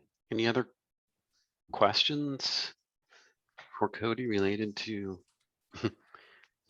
what's been probably taking up a lot of his time for a while now? Yeah, I put the link to the rule page in the chat, and that's so you can find all the packets and information about meetings. Great. But he just wanted to ask if you have applied for hazardous duty pay. No, you know, behind the digital divide, it's pretty hard to get rocks thrown at you. So, so far, so good. Okay, thank you for the that update, Cody. Okay, thank you. I'm going to peel out for another meeting. So, nice to see All right. you all. Okay, thank you. Okay, and next with DEQ. Any information there? Is that Jeffrey? Are you going to be the one talking about that today? I think I'm going to cover it, Brian, as much as I can. And Michael. Jeffrey, Okay, great. jump in if you have anything that I missed, Jeffrey. Feel free. So yeah, we're working on a couple of rulemakings that you probably covered it briefly earlier today. Currently and soon to be brought before the commission, our Environmental Quality Commission, is the Advanced Clean Trucks and Low NOx rules, which will set emission standards for medium and heavy duty trucks, and also set up a ZEV program similar to the ZEV program that we have for light duty, where manufacturers will have to sell zero emission vehicle options for the medium and heavy duty classes of vehicles in the state. And so this is a big step forward. If the commission adopts, we're bringing that in November to the commission. And so if they choose to adopt these standards. The intention with the rule is that we'll see more and more of those vehicles brought to Oregon and used. So that could have an impact on GHGs. Should, and we hope so. The other rulemaking that we're beginning work on, we've been talking a lot about, is this commute options rulemaking, taking what we have currently for the ECO program, and then looking at other metropolitan parts of the state and seeing what we can do to further reduce vehicle miles traveled for commutes. And that's a big partnership with ODOT. We've been working really closely with the Transportation Options Group at ODOT in scoping and designing. We've had some early conversations with others, some of you on this group, and we'll be pulling together a rules advisory committee sometime this fall, early winter, and marching through that rule development process there. Let's see. We've also wrapped up, as part of the Every Mile Counts effort, we're finalizing a report on alternative fuels and identifying barriers and options for removing those barriers. And our clean fuels program completed a rulemaking earlier this year to further incentivize electrification and increase credit generation of electrification options.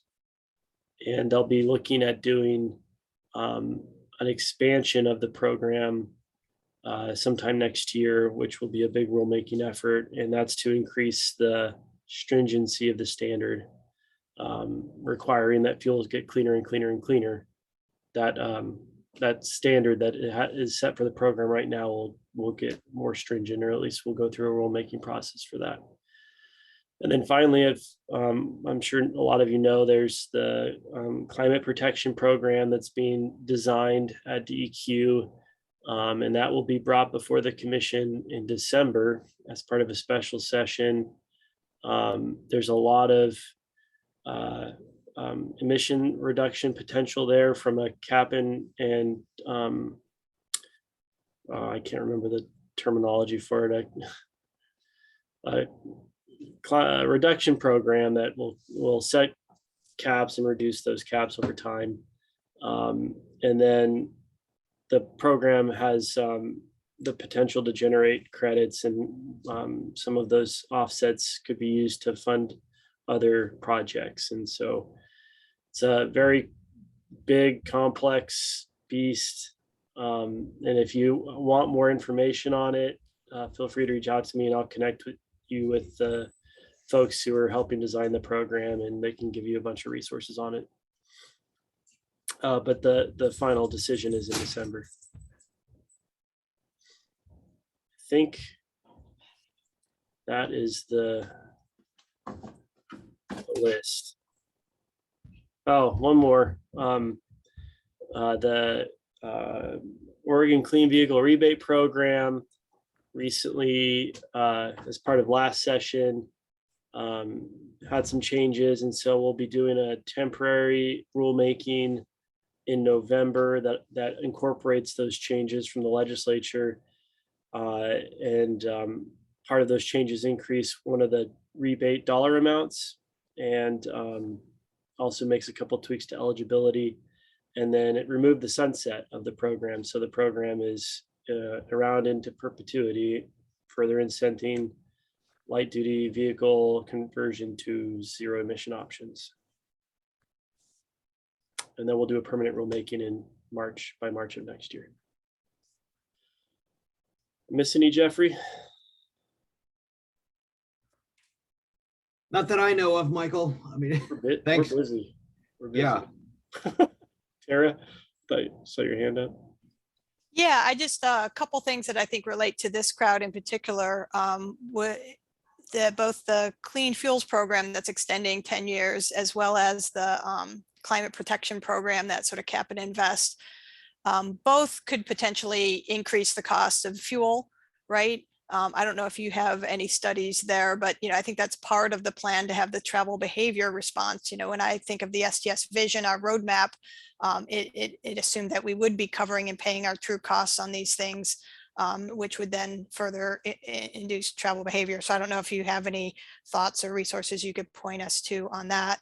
And then the second item is just, I think, echoing what you said, that there, potential down the way, which right now you've got the big complex beast, but at some point, one piece of that beast is sort of credits that could be used to fund transportation programs. And probably we're at the beginning of trying to figure out how that would work.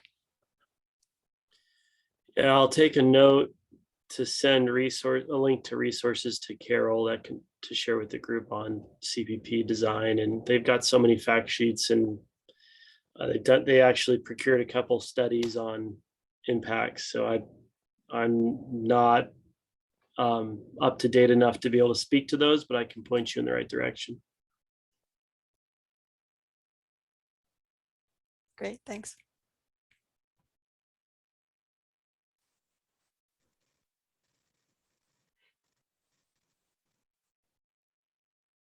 Yeah, I keep trying to figure out from an analytical standpoint, because each one of these different rules, when I put my analytical hat on, they're all going to be different. And then I have federal things that are yet different requirements for the RTP. So we're going to have like a lot more future year scenarios potentially that we have to run various things for various requirements against in the future.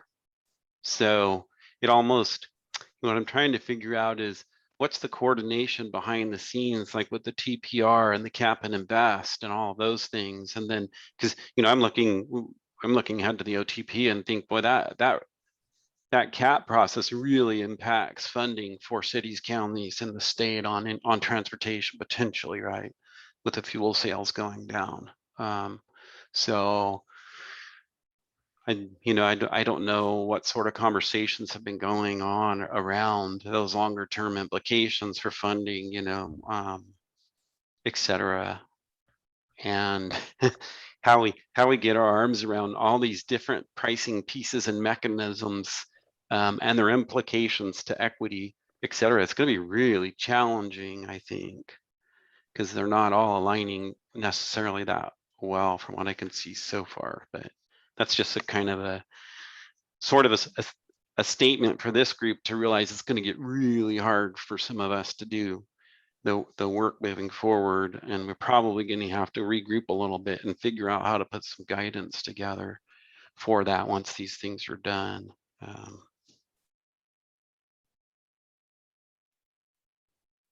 Well, towards that, Brian, has the economist section of ODOT considered all the implications of everything that you just said as they're developing the long range financial forecast for ODOT and the MPOs? It would be useful to have, or at least a conversation with them. I think it's something that hasn't been realized until recently. So, I don't think Dan Porter's really put any of those things together. Sort of the good timing, some of these conversations, at least they're happening. And I see Adam's on here now. So I think that OTP piece, for ODOT, and that's sort of what Alex was referring to, is, just for our funding, but it affects cities and counties, a lot potentially just on the fix-it funding side. It could, but that's where all these different pricing mechanisms and which ones can we really, we can test a lot of them, but then what's the political will at the legislative level to sort of implement some of those? That I don't, that is going to be, that's going to be interesting. But Right. I don't think that's, in this iteration, I'll say, I don't think it's been something they've had on their radar screen, really, Ray. Now, you know that they've thought through a lot of that from previously when the cap and trade stuff was in the legislative piece. So I think they probably have a pretty good handle on what those implications potentially could be. Well, and I talked to Daniel earlier this summer about when they might be coming out, finishing the work for the financial projections, and they're waiting for the Federal Investment Act to get adopted. And so maybe that would be a good time to bring all this together, hopefully early next year or late this year, whenever anything passes, and, you know, produce some numbers that Adam can use and we can use at the MPO level as well. Right. Yeah, I have a feeling it may be a range of numbers because there's going to be a lot of uncertainty around these things. So I think we're going to get a little more into scenario stuff for the future year with some of these for a while, for at least for the federal processes. That's just my guess. Yeah. Well, what's the timeline for the OTP? I mean, if we've got decisions this fall and early spring for all of the Oregon specific rule, a lot of the Oregon specific rulemakings, maybe that reduces the scenarios because decisions are made. Right. And that may be a good segue for Adam to jump in here. Thanks, Brian. If you have that schedule I sent you, you can either pop it up or I can pop one up if Carol is willing to give me control, and I just would put up the schedule graphic. Hey, Carol, I sent an email to you not too long ago with a presentation in it I forwarded from Adam. If you pull that up, the first slide is the one that he's looking for. Yeah, thank you. Let me find that here. And while you're doing that, Carol, hi all. I think you've probably virtually met me at least in a couple instances, but for the record, my name's Adam Argo. I am principal planner with ODOT, and I am the lead for the Oregon Transportation Update. And thanks for the opportunity. Great presentations today and great questions that came around. Some of the conversation, in fact, between Peter, Tara, Alex, and others, even Cody, we're really getting at the fact that if you're really wanting to know where is the place for policy levers to be really pushed to think about, you know, policy actions that can move needles, make the carrots glow, if you will, and really articulate trade-offs, and that investment connection that Alex talked about. This is it. It's the Oregon Transportation Plan. So as schedule goes, we're certainly in the heat of it. It did kick off in April, but it will be going on for the next year and a half. And what I would say to that is towards very early 2023 should be the adoption action by the Oregon Transportation Commission of the plan update. And that graphic illustrates things that are in motion, and that absolutely includes the modeling. We have a major modeling analysis task as part of the Oregon Transportation Plan process, and it was initiated from the notice to proceed in April, and it's going to continue for well into probably summer of 2022. The way we've instrumented all of this is to have a decision-making process, and those key advisory meetings are sort of up above. And we've already had the first one of our primary public advisory committee, the policy coordinating committee, about 24-member body that are external to ODOT, but with the caveat that our Oregon Transportation Commission chair, Bob Van Brockland, is the chair of that committee. And our assistant director of, oh gosh, what's he called, Brian? What's Cooper Brown's position? Delivering operations. He is the vice chair. And we had a very robust kickoff meeting. I'd say level of engagement is high. There's an internal team, planning coordination team, and I wanted to mention them. That is all ODOT to inform on policy implications, implementing actions within the agency that come about as to the goals and strategies that are really going to be what the policy coordinating committee and some of our special work groups are going to absolutely drill down and focus I wanted to mention that planning coordination team because you had made reference to the economist. I would say our chief economic bad news givers and forecasters are on that committee. That would be Dan Porter, as Brian alluded to, and our assistant director of revenue, commerce compliance, Travis Brower. You all probably have heard of Travis. And so we've kicked both of those groups off. We are still in the process of standing up 6 work groups that are thematically aligned on very key goal areas of plans, statewide plans in place now, and what will be in the plan. So that includes safety, that includes equity, that includes climate and resiliency, it includes finance, forecast, economics, livability. It includes, of course, the modeling and analysis work group. They're special because they have been working hard since April, and members of that group are here. Alex, Tara, Becky Knudsen, and Brian Dunn has been sitting in, thankfully, on that group.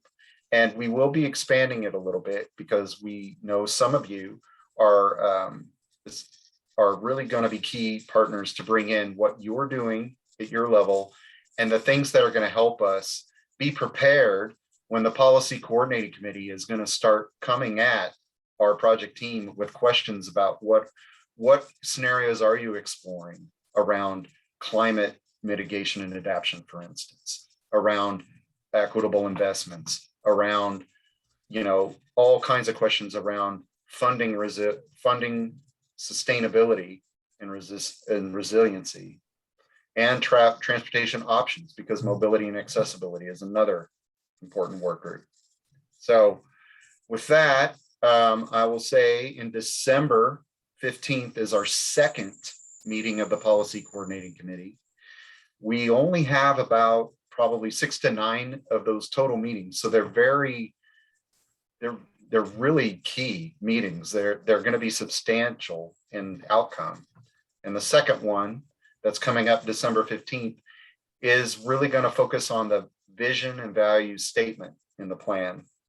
But in that meantime, we have to stand up work groups to get them ready, because the real deep work of policies and strategies, you see that on that task graphic there, will get into motion around the beginning of 2022. And so I would hope to have an opportunity to come back to OMSC and talk about how some of our scenario work has both informed and been informed by where we're going with the policy and strategy development. And with that, I just want to pause, be able to answer any questions I can, then I will have to jump off. But thanks for the opportunity, Brian and Carol. Yeah, thank you, Adam. Any questions for Adam before he jumps off?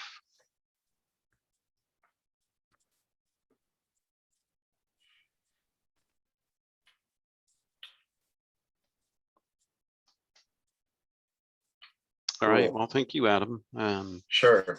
There's a lot more to come, of course, and y'all know how to find me. So I know, you know, I can't run away from you. Maybe your questions are just really deep and involved. So thanks a lot, Brian. All right, thank you. Okay, I'm not sure if we have anyone from Energy on the call today. Carol, do we? It doesn't look like it. Rebecca couldn't quite swing it. Okay. So let's see, that takes us back to on the agenda, really the last item. There is any member updates, anything anybody wants to highlight beyond sort of those agency roundtable items that we talked about, or something we might have covered in the subcommittee meetings.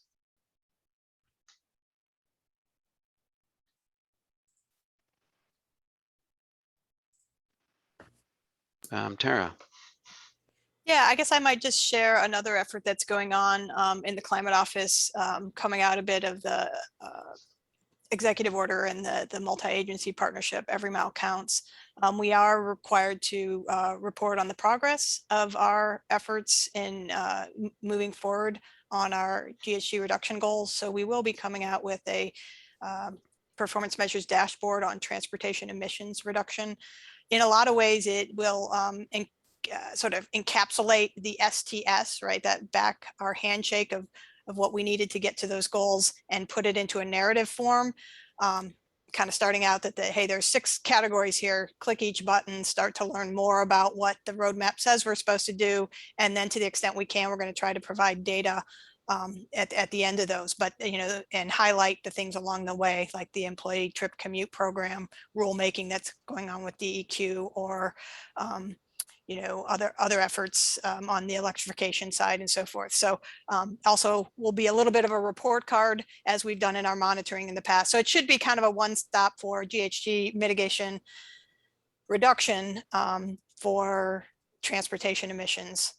So just wanted to highlight that should be coming out by early next year. Thank you. Michael, did I see your hand up briefly there? Did you want to? No, those were claps. Okay, sorry. Something I might mention for the MPO piece is one of the hats we have is the FAST measure, PM3, the system performance measure reporting. So I think we'll be coming up next year on sort of the 4-year time frame. So we'll have to be looking at some of that stuff again. So I think Phil Case, he's the one who leads, kind of coordinates that at the state level for ODOT. So probably between now and next spring, sometime before the next meeting on this one, I think there'll start to be some conversations about what we do next time for targets, that kind of thing. So that's going to be out there. Mike? Yeah, I was just going to quickly mention that City of Salem has been working on a climate action plan for the last year and a half or so. And so we do have a draft plan out now. It covers transportation, but like all climate plans, they kind of cover a broad swath of actions and categories and stuff. So just thought I'd let people know that is making its way through the process. Great, thank you. Okay.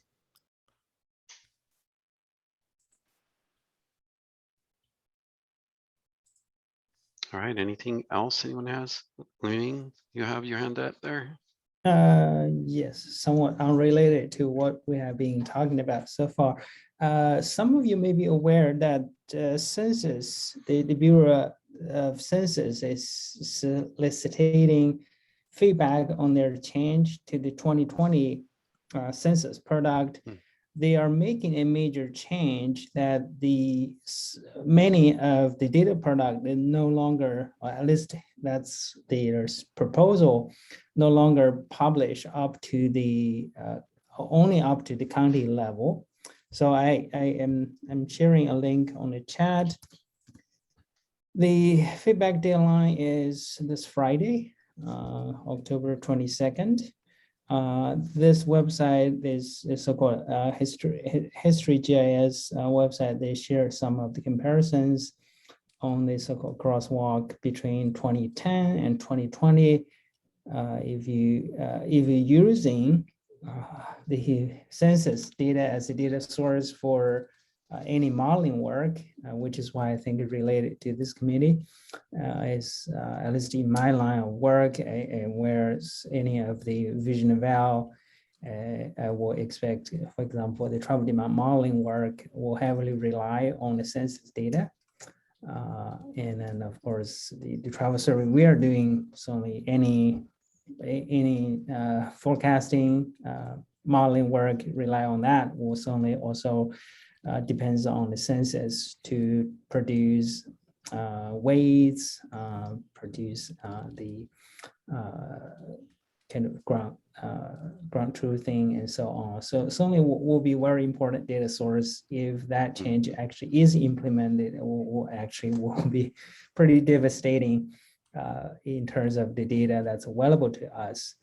So I was probably, I think of course you can directly send a report to or feedback to that email that linked on the Census Bureau kind of soliciting a feedback there. I think given that it's rather late, it's probably only 2 days before they close their feedback. So I believe NITSE is organizing sending in a letter, and then Transportation for America is organizing some kind of feedback form, and probably not linking in there. But anyway, I just want to publicize that if you're not wearing that process yet, certainly making some noise. Hopefully, as many people sending in some feedback to hopefully revert that proposed change. Great, thank you for that heads up.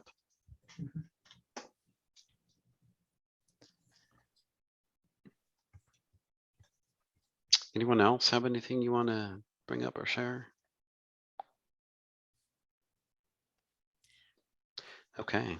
I guess this is Tara. I just might, since DOE is not here, to shout out for, they just released, they have now 2 biennial reports that they work on. One is the biennial energy report, which the first year, 2 years ago, focused on light duty vehicles. The second one focused more on the medium and heavy duty vehicles. Lots of really great information in there, and impacts on the grid and all that kind of stuff. Then just recently in September, I believe they released they call it a BiZev, so it's a biennial zero emission vehicle report. So it's particularly just on the vehicles. Also lots of good information. So I can't say I could speak for all that's in there, but there's a wealth of information, especially if certain MPOs or whatever are doing research to try to understand some issues. They're very Oregon specific information to inform. Great, thank you.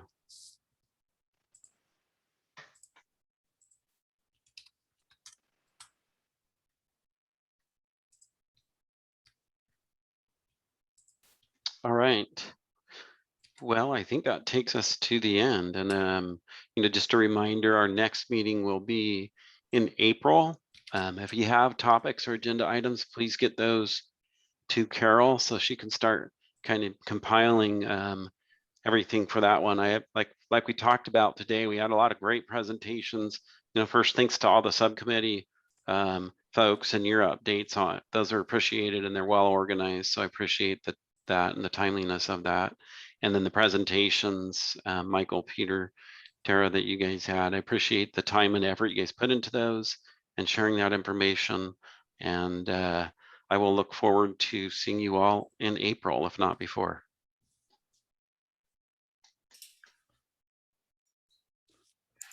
Thank you. Thank you. Thanks, everyone. Thanks, everybody. You. Thank you. Bye. Bye, everybody.